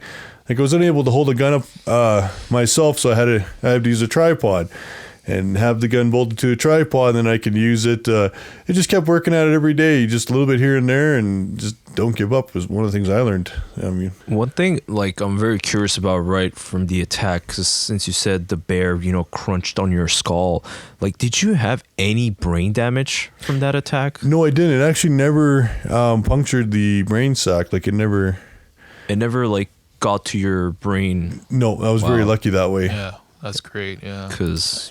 some people just fall on the ground and it's from the shock. Yeah. It's I mean, already... I could feel the screws and the plates in my face. I mean, before everything was all swollen up or scar tissue, you couldn't feel anything, but now I could feel the screws, and like I got a couple of my eyebrow here, and I got some in my lower part of my face. I got about 60% of my face I have no feeling. One of the good things is that I can move one of my eyebrows, but not the other one. not the other one. No, the other one's kind of dead, and they pull my dimple back in. So, yeah, it looks great, man. So that so you can do the one eyebrow raise pretty well. Yeah. So that dimple in the eyebrow raise got me a few good meals at the hospital. I had no money, and I'd go down and to the cafeteria, just go for a walk, and I'd sit there and be like, "Hey, you want to buy me a lunch?" Give me the old eyebrow going just on. The eyebrow raise. That must have been fun. So talking about a bit again, like about your hospital stay, because it was significant to your recovery. I know at one point your wife Joyce came to see you, and I think in the book there was a moment when she said, she saw you. I think it was when it was her first time when she saw you, and there was like a powerful message in the book where she said she saw that green eye of yours, the piercing eye, and surrounded by the redness and the blood, and she saw like the life in your eyes, and that kind of struck with her and kind of struck us too, and kind of marked us. Yeah, it's a powerful image for sure. Yeah, I think that's probably a moment of hope for your wife as well. Tell us, what do you think how important it is to have like a strong like support group around you? Well, you need that support group in order to recover. I mean, without my wife there and a lot of my good friends, I wouldn't be in the situation I was in. I struggled lots with nightmares, flashbacks from the PTSD. Every time I'd fall asleep, there'd be a bear. I'd wake up to a bear chewing on me, and you wake up confused, lost, and that was very hard. Very hard. My wife was there every day. I had a good friend that was there most of the time too, and I started to train my body and massaging my feet and let me know I'm in a safe place, because it gets pretty scary when you wake up and you don't know, like, why is my wife there? Why is my friend there? And there's a bear coming. Like, we got to get out of here. And just all that confusion, and it was very hard. And, you need that support to be able to help you out to get to recover.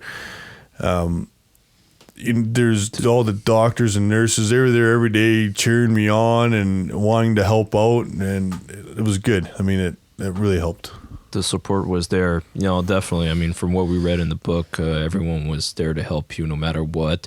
And surprisingly also, they made sure that no curious people or anyone could get in or try to harass you or get your story, or media people. I think they had your wife and one of your friends, Wayne from high school. They had a password, and they made sure if they didn't know the password, they couldn't come in. That's right. And then they had different names for me on the board.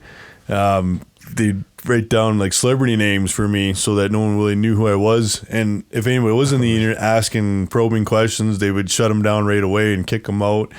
I was totally locked down. They had me, they didn't want the media coming in and harassing, and, I wasn't really supposed to survive. And they just wanted to keep it quiet, because when you have all that pressure, it's hard to heal yourself, right? Especially mentally, if you get people keep poking you and wanting to bug you and keep bringing things up, right? You need that time to recover before you can talk about it. I didn't talk about me getting mauled by a bear until 3.5, 4 years after.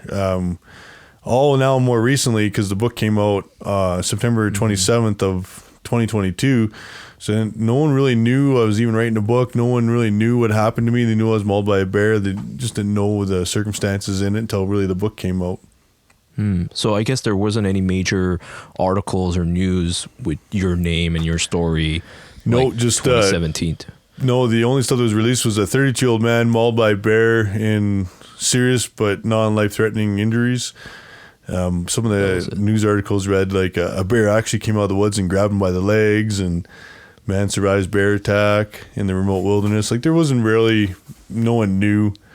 A lot of my friends were, actually one of my good friends was the next morning on the 25th was driving to work, and he heard on the radio that some guy got mauled by a bear and hiked out a long ways, got severely injured.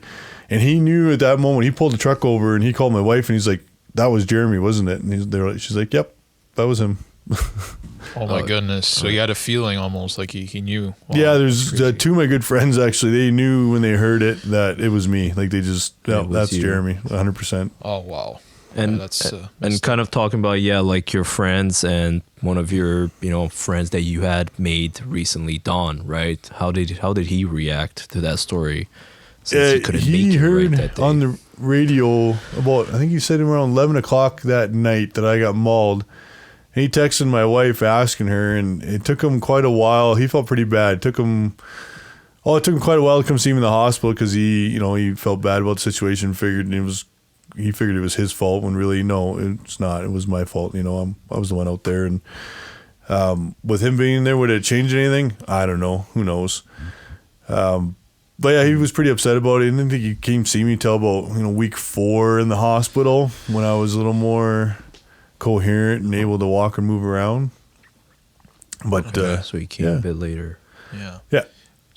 So there is, there's one doctor you mentioned. I think her name is Dr. Friesen, right? The psychologist that was kind of with you in the hospital, and she was, helping you through all the flashbacks and the PTSD, all that stuff, right? Tell us how important it is to have, some that mental help when you're going through that kind of process of healing.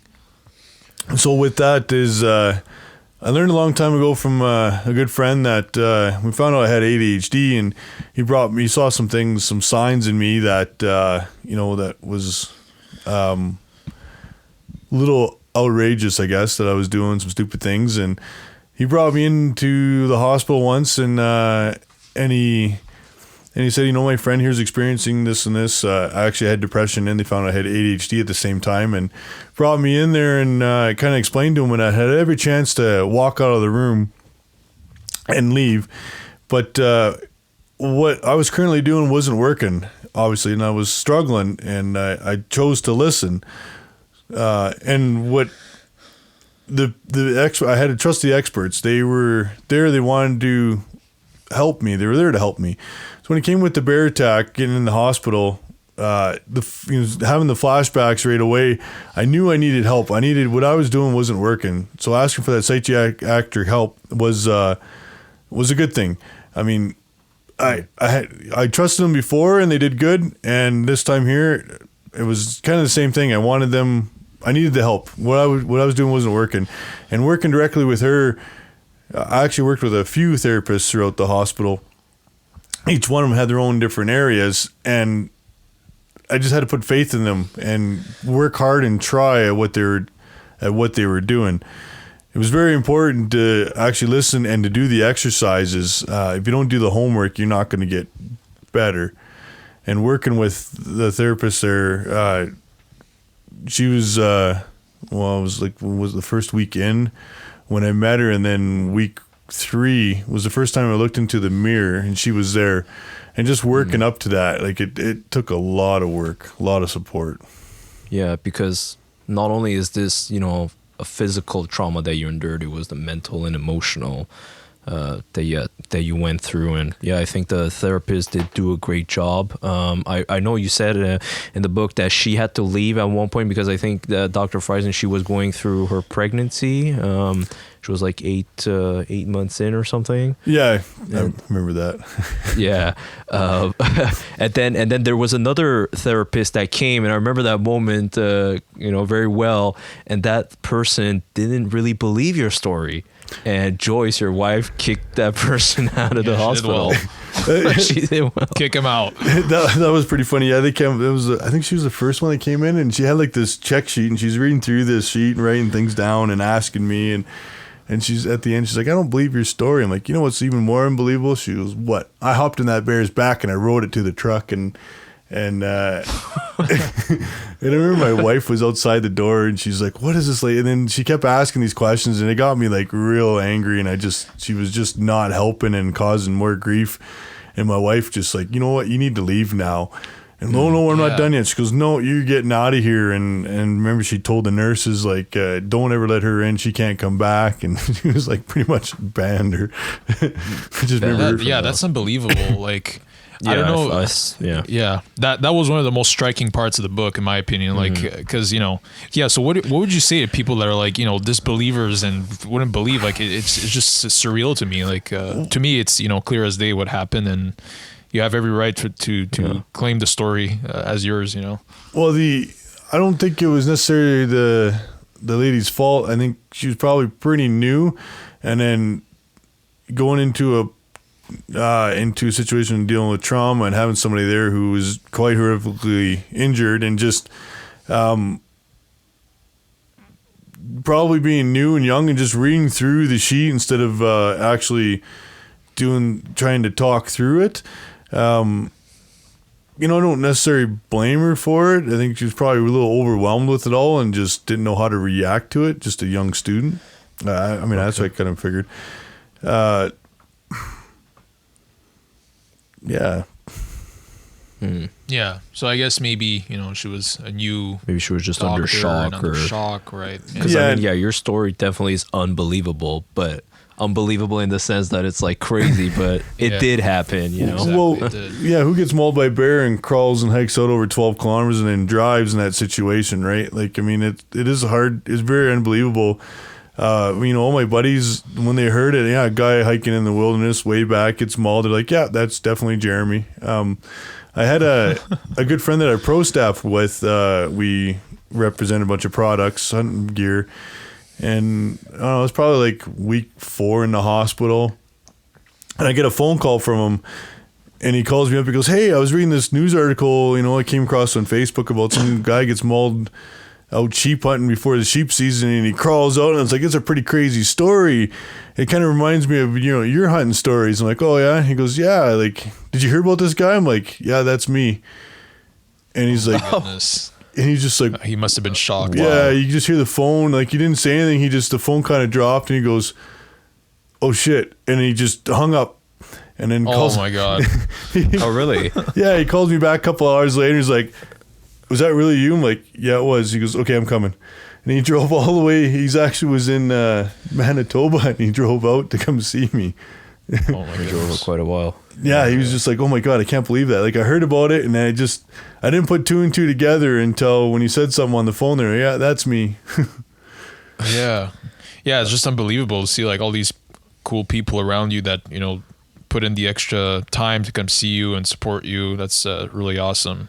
Like just to like before we move on to the other topics on this, because there is a movie, and I think you've heard of it, where there is a bear attack that is shown. The movie called The Revenant.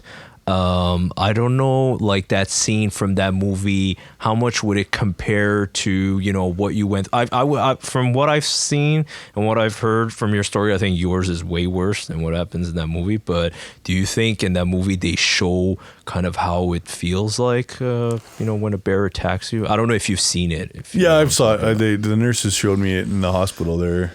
Oh, they did? Yeah, they played it for okay. me. Interesting. Was that the best idea? Probably not at the time, but you know, Probably it felt like it was a good idea. But well, the guy in The Revenant, he got lucky. You know, that bear gave him a few licks, you know, and rolled him around. My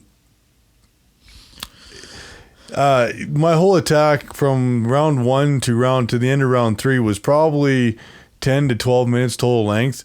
Now, the actual time I spent physically fighting the bear in all 3 rounds added together is maybe 90 to 120 seconds. And that's all 3 rounds with me fighting the bear with my backpack, to it pulling me out of a tree, chewing on my face. So it did a lot of damage in a very, very short amount of time.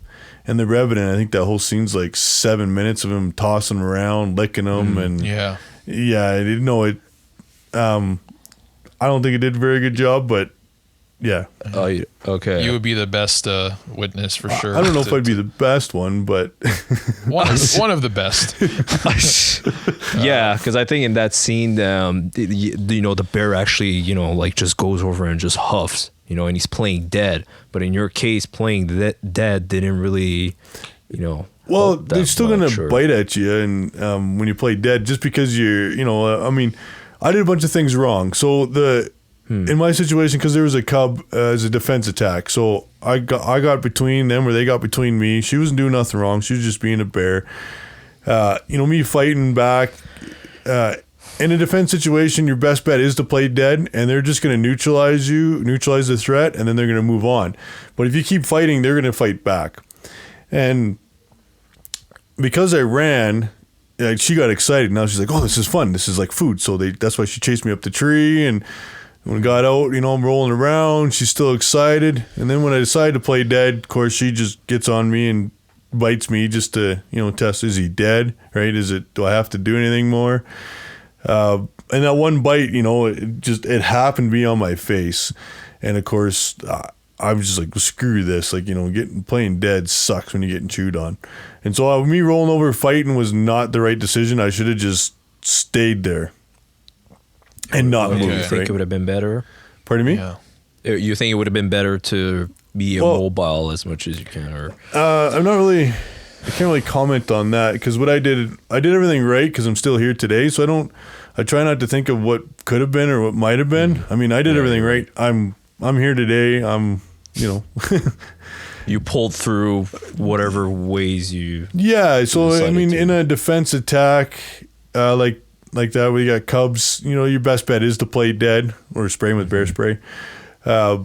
Yeah. In a predatory attack where they're coming to eat you, that's, you fight back no matter what. Grizzly bear, black bear, you fight back because they're trying to eat you.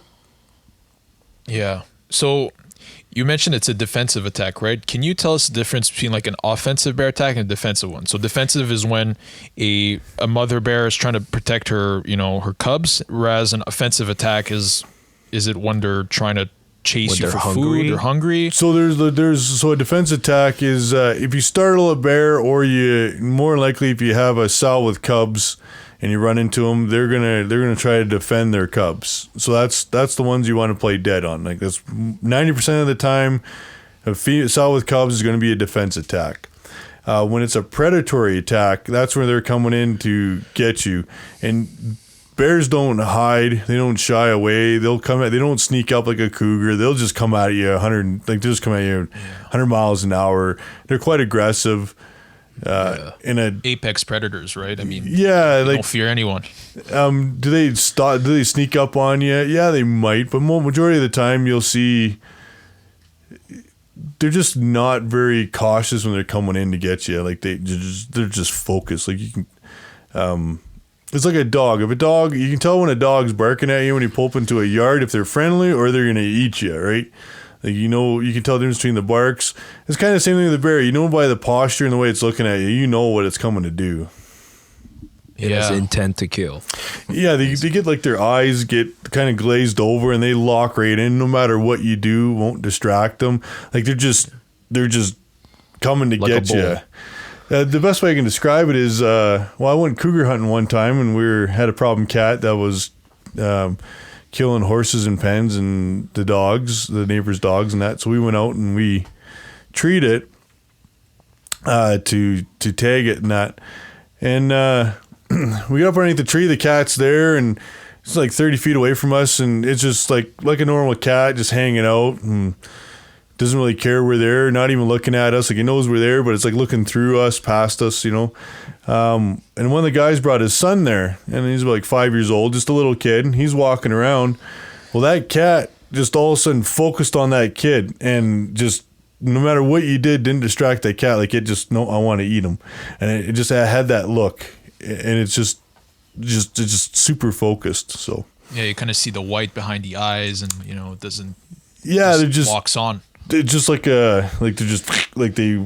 No matter where it moves, it just moves with it and follows it. Like you can't distract it. You could probably go up there and smack the thing in the side of the head, and it wouldn't have lost focus. Like it's like they have a tracker. Yeah, and kind of bears do. Like I've seen a few bears where I've been out walking around, and you see some black bears, some young ones. They get that focus on you, and they're coming in. They're like pretty.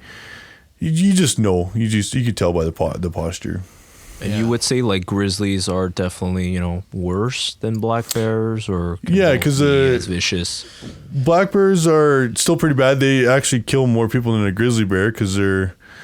But a black bear has something to fear because a grizzly bear is bigger than a black bear, and so a black bear you have a very good chance of fighting off no matter what the situation is because there is something bigger out there than.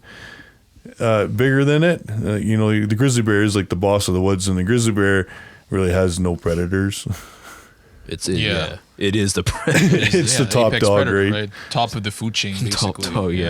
Talking about like when you mentioned how the black bears have, I guess, something to fear, right? So when the attack happened, I think like a day or two after, so the wildlife officials, who was led by a specialist called Todd Ponich, that he led, the investigation and try to find this bear. They like spent 333 hours, it said in the book, which is a lot of time flying in that heat of the summer, but they didn't end up finding the bear to euthanize it. And you were, like you were fine with that. You were actually like happy that the bear still lived. And what do you think of that? Like, do you agree? When they want to decide to euthanize an animal after it attacks a human, what are your thoughts on that? Well, depending on the situation and the location. I mean, where I was, even if it was a predatory attack, I'm in a place where not very many people go. I mean, I'm in the middle of nowhere. There was no need to put the bear down. Like they actually asked me that in the hospital on, I think it was like day 2.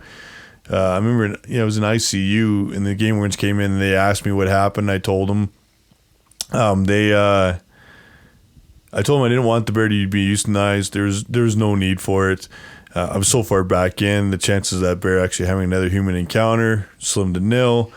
If it was in a more rural area, then it probably might have been the best bet to euthanize it. But my situation, there was no need. No. But what is the reason to euthanize? Like just to like educate people on that. Like why do they go through that procedure? I guess if a bear is habituated to humans and is if you leave a lot of garbage like campsites and the bear is used to it and not afraid, that'd be probably why they would euthanize it. Or if that bear has been involved in another mauling. So they took DNA samples from me. They had lots of saliva from the bear on my clothes. They got DNA samples of, and that's how they'll be able to tell if they captured a bear, if it was the one that mauled me. So they keep all those DNA samples, and if there is another mauling kind of in that area, they probably would run DNA to see if it was the same bear, and if it was, they'd probably spend more time and effort to capture it. Okay. I see that. Yeah. But yeah, I guess, you were okay that, the bear survived because you didn't blame, the mama bear for doing what it had to do, because that's kind of in their nature. That's their instinct to protect their children, kind of how you would protect, your daughter. Yeah. But yeah, no. But I think, yeah, it's just interesting, that part with the investigation, definitely. So I guess maybe to move on, regarding the PTSD that you had to deal with. So like, how intense was that? Because I know you said like in the book that there was a lot of nights that you couldn't sleep, a lot of sleepless nights. How long did it take you to kind of get a grip on that and not always have like these flashbacks and these nightmares that you have to deal with? Well, even up until today, I still have. In the last year, I've had one nightmare where my wife had to wake me up, and a few very minor ones right around when the book came out. It wasn't up until about a year ago, I finally got things kind of under control. And when it was getting good for a while, and then I'd have slip ups, and it just started going again. And even up until last year, I was sleeping sometimes maybe 12 hours a week total. It was just constantly nightmare after nightmare. I tried several different therapies. We found the triggers right away. We found the triggers throughout the process. One was like the sound when someone takes an ice tray out and cracks an ice tray. That sounds like your skull being crushed. And so that would put me into a flashback.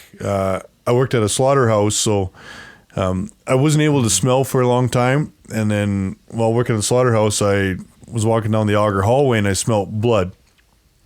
And unbeknownst to me, that was a trigger. So I go right into a flashback at that moment because the smell of blood triggered it. So it took a couple of years, but we found a majority of the triggers, and I knew how to avoid them. And I knew if I was gonna, go get a tray of ice, that hey, I'm in a safe place. I'm just getting cold drinks. It's not a big deal, right? It's not what I think it is. So you're able to help control it. And then it started getting then it was getting good, and then it got really, really bad. Random things like just stress. I kept a journal on diary, the amount of sleep I had, the what I ate, how much sleep, how stressful was the day, and then what my nightmares were about, just to help find the triggers and the patterns, and so I can avoid them or prepare myself for them. And then about a year ago, a little over a year ago, I got home early from work, and I fell asleep on the couch watching TV, and my wife wasn't home yet, so she come home from work and picked up our daughter, and they come in, and of course my wife didn't know I was sound asleep on the couch. My daughter sees my truck, she's excited, so she comes running into the living room, and well, when I sleep, my eyes don't close. This is my eyes closed. Oh, okay. Oh, wow, really? So because you don't have the... It's great for babysitting, but not so much for sleeping. Okay. Wow. So I'm laying on the couch, and of course I'm out, and my eyes are slightly open. So my daughter thinks I'm awake, and what does a 2.5, 3-year-old like to do, right? Well, they come run and jump on you, and so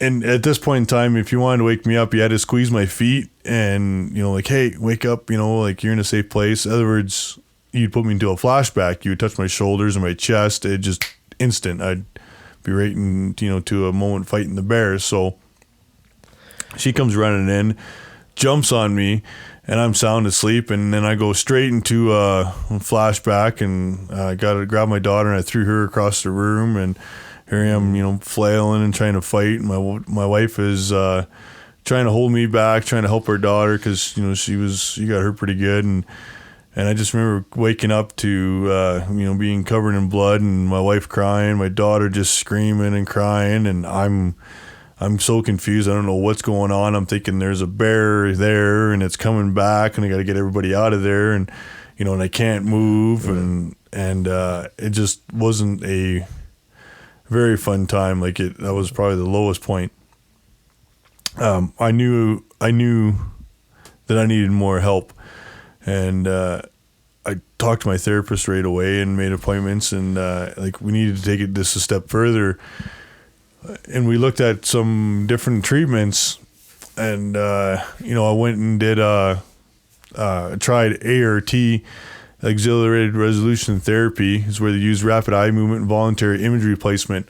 And she's like, we should give this a try. And I'm like, I'm in. Like, I want to. You got to keep trying something till you find something that works. And even though the therapist will give you treatments and you're working at it, it may not fix it right away, and it may need several different styles or different types of treatments, but they are working, and just at some point in time they'll all come together, and it's just an overwhelming feeling when everything connects, right? And you so I did the one session of ART, and that 45 minutes, basically what they do is use rapid eye movement. They wave a hand in front of your face, and they have you replay this scene in your head of what happened. And of course, when they're first sitting there waving the hand in front of your face, you're just like, what kind of voodoo bullshit is this? Like, Yeah, me too. it's so hard, right? Like, you're like, what is this going to do, right? But if you have that mentality, it's not going to help you.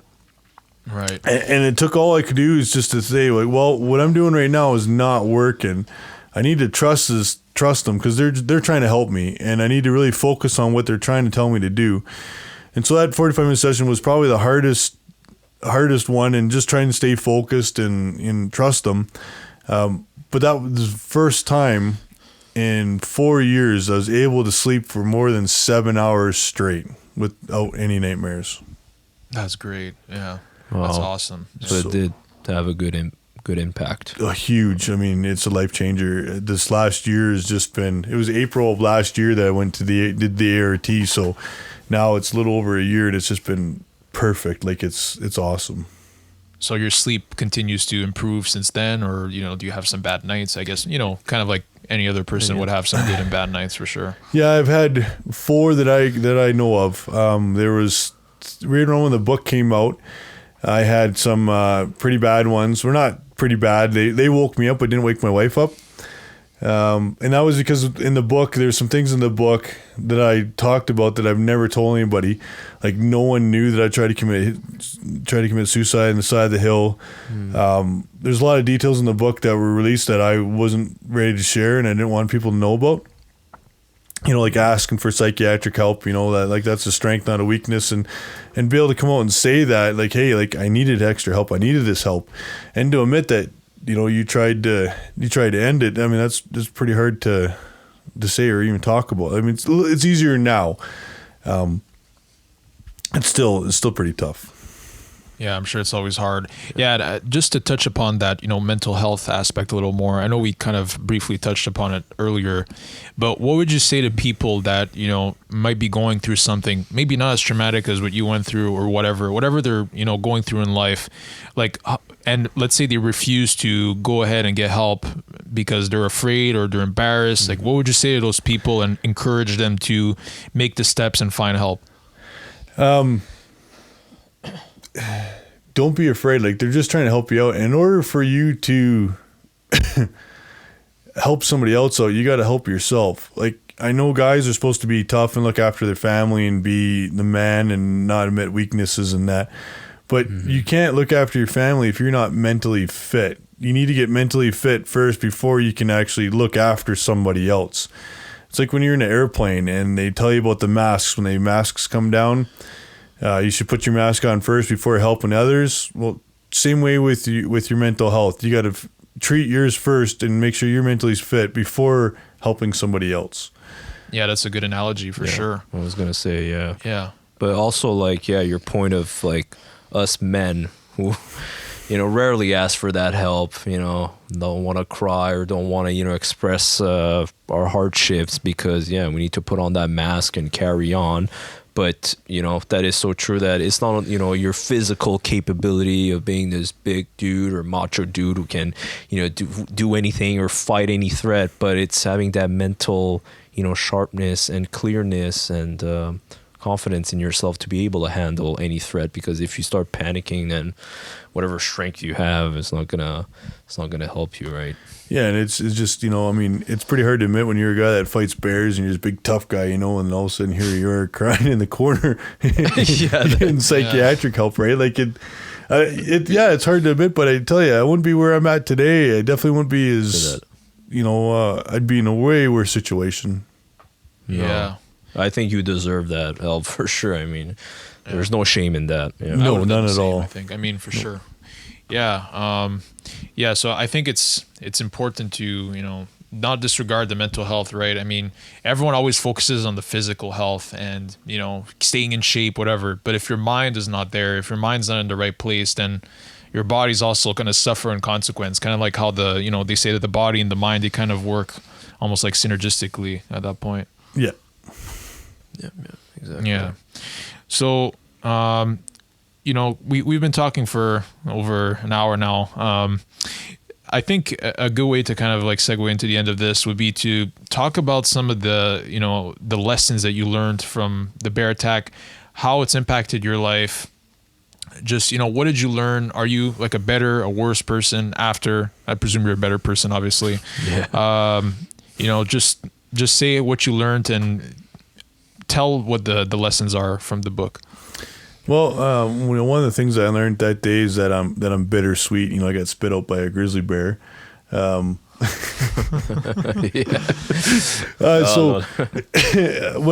the things that I took away from this, I can see a little more clearly now is, you know, family comes first, and family means the most. Like that love, that power of love, and it is one of the most powerful forces on this planet, and it can get you through some of the roughest times. Asking for psychiatric help is not a sign of weakness, but it's a strength. And when you set many goals, you can achieve incredible things. I never thought I was ever going to make it out of there, and I just kept breaking things down in small little goals. Like from when I got mauled, if I was thinking I was going to make it to my truck, I would have never made it. I just, you know, go 10 feet. You know, can I make it to that tree? Can I make it to that next rock? And as I achieved those, it helped grow a sense of hope, you know, and that helped erase my mind of the gore and the situation I was in, right? Like it just helped, it's gave me a sense of, it helped erase the powerlessness I felt at the time, right? Like it just, when you start achieving those many goals, it just helps build up, and you're like, oh, this is great. I can make it to the next one. Oh, I made it to that. I can keep going, right? So setting those many goals, and be prepared for the unexpected. That's a huge one. You know, I took a chance that day and wasn't prepared. I had my bear spray and I threw it in the bottom of my pack, and you know, you got to be prepared for the unexpected. The chances of me getting mauled by a bear was slim to nil. That's what I saw it as. But if I did, it'd be pretty severe. I should have been prepared for that, but I took a chance. Yeah. And I'd like to go back on the, you know, the thing of like setting small goals. Like obviously you applied this kind of mindset in, you know, one of the worst situations you could be in, but that kind of applies to other areas in life as well, right? Let's say you want to achieve any goal, right? Whatever it is, if you kind of break it down into like mini goals, it seems less daunting than if you know, try to achieve the big picture and like, oh, I'm never going to get there, right? So I think that's a cool message to apply to whatever you're trying to achieve in life. Yeah, and it helps build momentum. Like, you know, as you achieve many goals, you start like, oh, I can do this, and it starts a snowball effect, right? And it just, you get that sense of hope, and it just keeps moving forward and rolling forward. Yeah. And kind then, of like with the juice boxes, right? Yeah. One juice box every mile. Yeah, I remember that. That's right. Every kilometer, yeah. And then don't needlessly abandon your passions in life because of something tragic. Like, just pick yourself up and keep moving on. I had a lot of help, a lot of mental help, and had a lot of good friends that were able to help me mentally and physically achieve these things. But, you know, you don't have to give up what you love doing in life just because of something like this.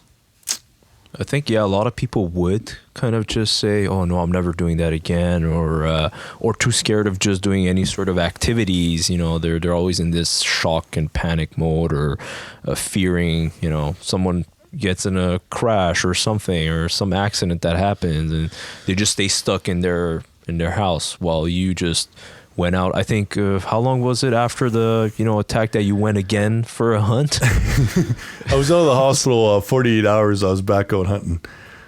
Wow. And you had another like ordeal, right? I think there was another moment in the book. Maybe we can touch about that. Yeah. So yeah, tell us a little bit about that. I think you went with Don, right, on a separate like hunting trip, and you guys ended up crashing your car into like the snowbank. Yeah, it was during winter, right? I don't know if you remember. Oh yeah, deer hunting. Yeah, yeah. It was southeast, I think, somewhere. That was it was the same year. I got that year. I got drawn for mule deer out in the prairies, and we were out there and hunting in the snow and all that, blowing snow, and it was pretty hard. I wasn't quite ready for it. I had crutches and a little cane, and my leg was in a brace, and we still went there and gave it a shot, and got stuck, and we had a lot of fun.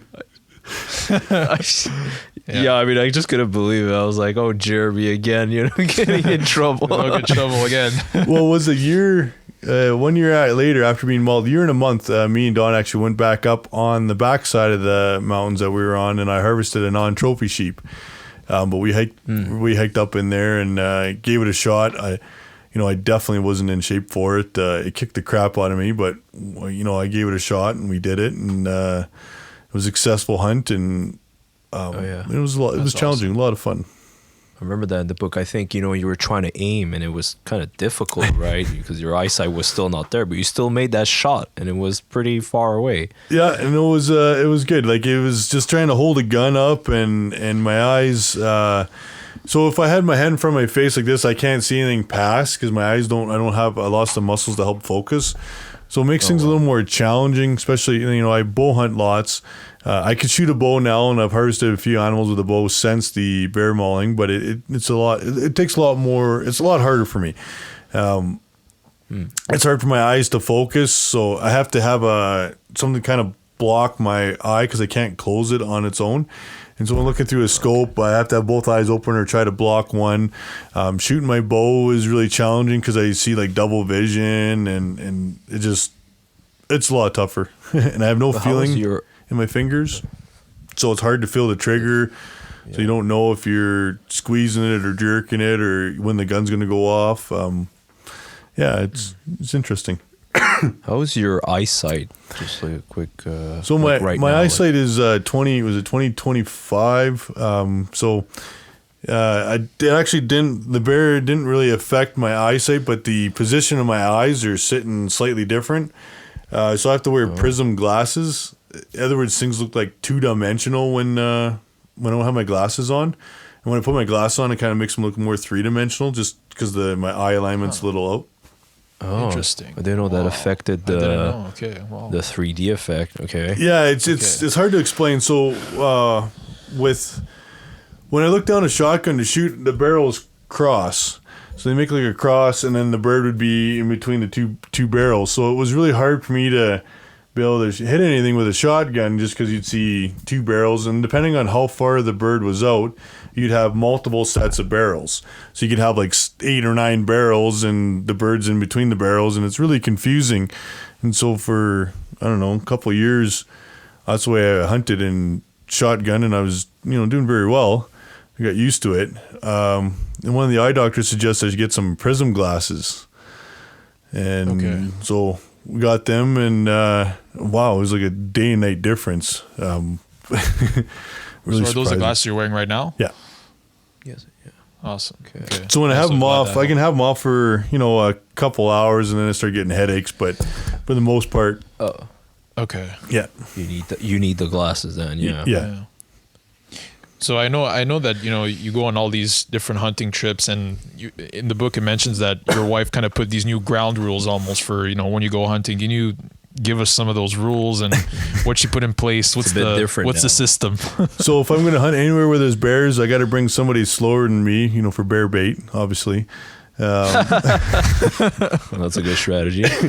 So I got to go hunting with somebody, especially if there's an area where there's bears. Of course, carry my bear spray all the time on my chest, and I have a in-reach unit and a heartbeat monitor that I wear so she can track me and send me messages back and forth so I can check in.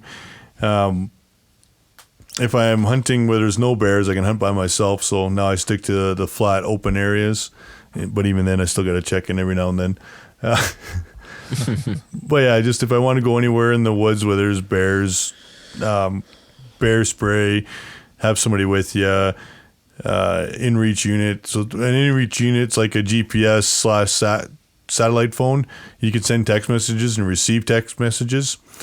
So we can communicate that way. And there's also like a live tracking feature so you can check in and see me walking around all the time. So that's pretty cool. Yeah. Yeah. Good way to keep track. And obviously it's a good way for you to keep doing what you love, right? Without having anyone panic and worry about you 24/7. So that's pretty cool. That's right. It's hard to find people to hunt with, especially out sheep hunting and doing all the kind of wild things I do. And so this is just a compromise. Yeah, I like to be around for my kids a little bit longer. No, of course. You know. So sheep hunting in particular, so is that like a more challenging hunt than other hunts? How would you like classify that? Well, so sheep hunting is very tough because you got to be physically fit, and the sheep have to be a certain size for you to harvest them. They got to be, well, the area I hunt is 4/5 curl, and so they have to go right around. And you got to draw a line from like the base of the horn through the front part of the eye, and the horn has to pass it. It's very hard to to judge a ram. There's not a lot of them. There is, but there isn't. They're hard to find, and hard to judge, and that's the only reason why I don't got one. Because I've seen lots of sheep, and they may have been legal, but I passed them up because I wasn't sure. But the success rate in Alberta per tag, if you buy a tag, the amount of hunters buy a tag and how amount of sheep harvest, they're about 4 to 6% chance of harvesting one in a season. They say there's about 60 to 100 hunters per legal ram in Alberta. Oh. So it's very tough. Yeah. So it's not any, it's not an easy hunt. Yeah. So not only do you have to be in shape, but you got to know where the sheep are, and then you got to fight to get to the sheep first before somebody else does. The sheep are very smart. Competing. Oh. Yeah, so the sheep are very smart. They actually stay in the areas where you can't hunt them, in the parks and whatnot. Like, they know the boundaries, and they're pretty high up, pretty hard to find. As soon as you bump them, they move, and then you got to find them again, and they pounce. Yeah. And how big do these sheep get? Are they like pretty massive, or are they, decent size? Live weight probably around 350 pounds, 300 to 350 pounds live weight. Oh, so wow. Quite heavy. It's almost like the weight of the bear. Almost the bear. Wow. Almost the bear, yeah. Oh, so they get pretty big. Wow. Yeah, like Would they attack humans? No. I mean, I don't know. Maybe. Would they charge you? I mean, their head. They're friendly. A ram's head probably weighs maybe around 30 pounds, 40 pounds. Like, their horns are quite massive, quite heavy. Yeah, big. Like a hide on an animal is pretty heavy, right? So you get the hide and all the meat. It's a fair amount of weight there. Yeah, that's what my question when you hunt them. So you take what pieces are you able to bring with you? Because I don't think basically everything.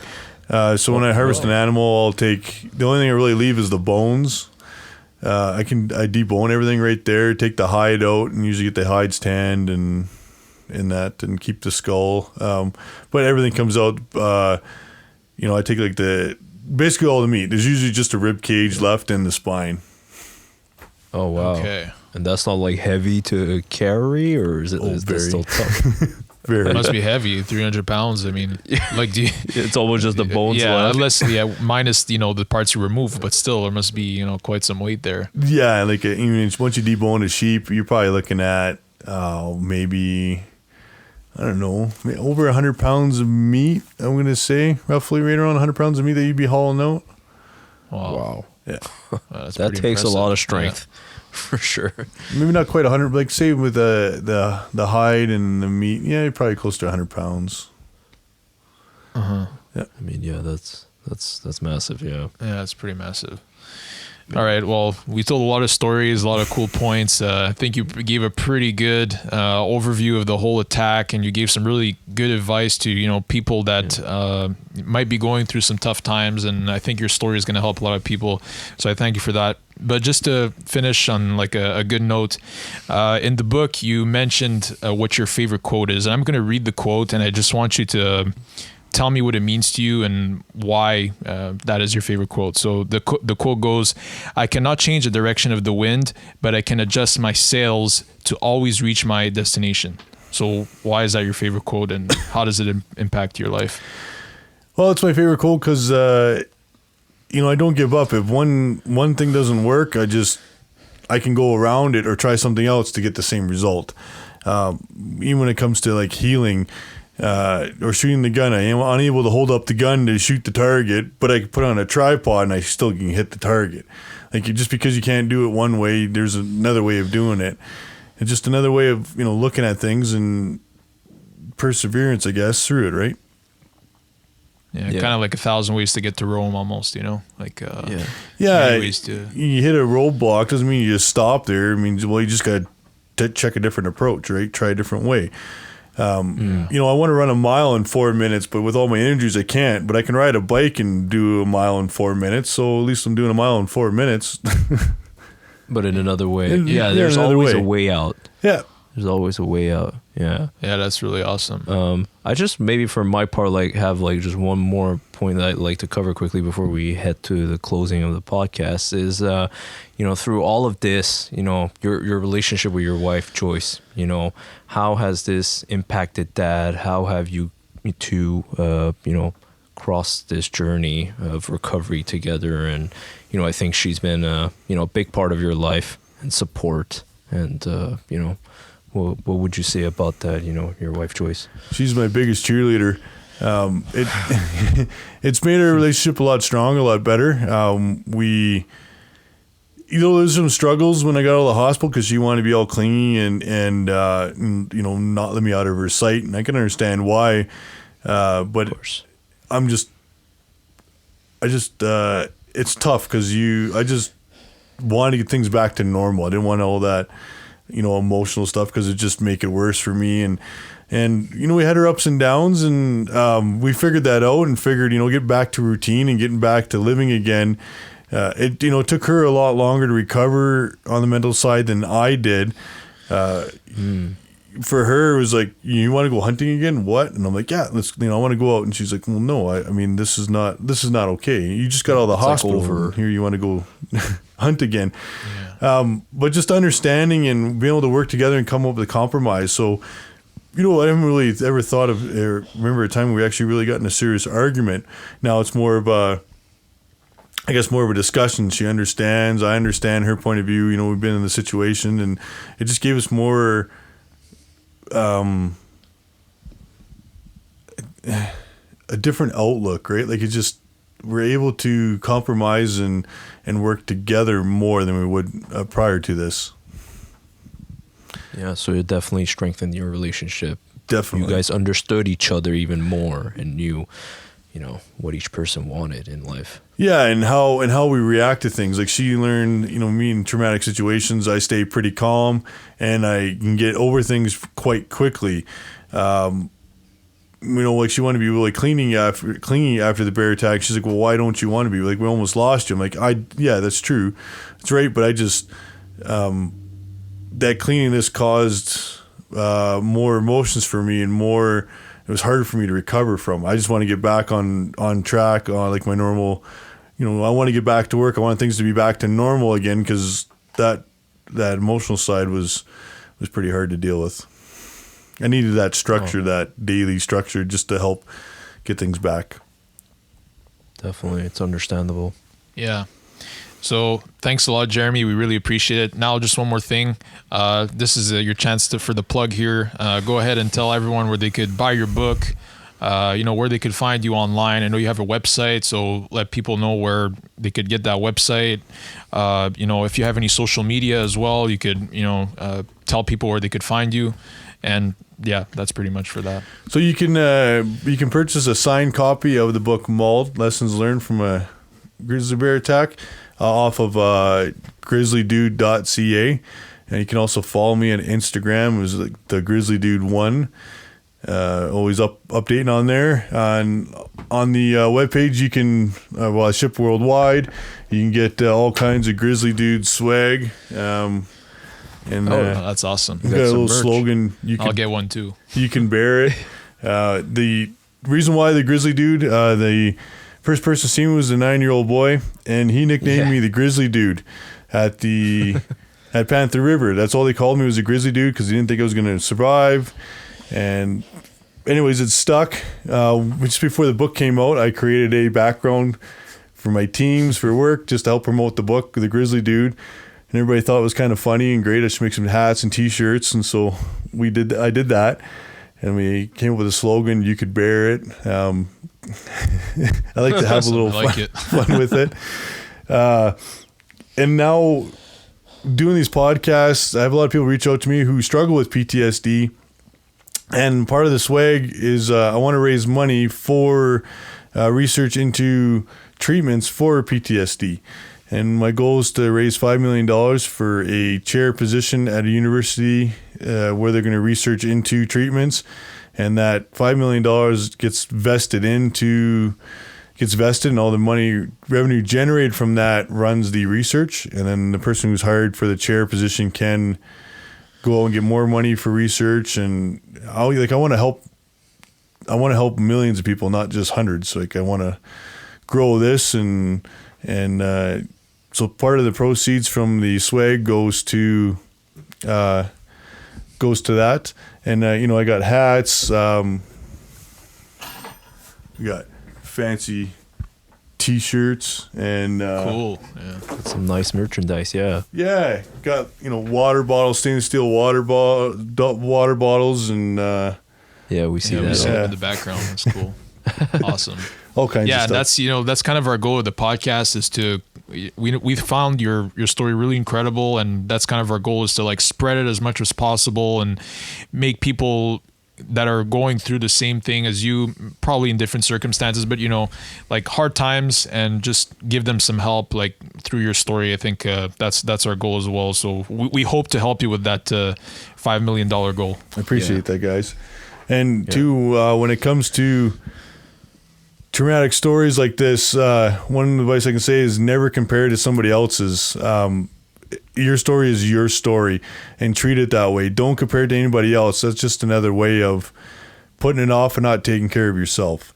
I mean, I got mauled by a bear. Great. You could stub your toe and it could be just as traumatic as getting mauled by a bear. So don't compare. That's one of my, yeah. Yeah, and just maybe a point about myself. So I struggle with like Crohn's disease. Like, I've had it for like over a year now, and your story kind of helped me through that. Obviously, I can't compare like you said, I can't compare my story to yours, not comparable.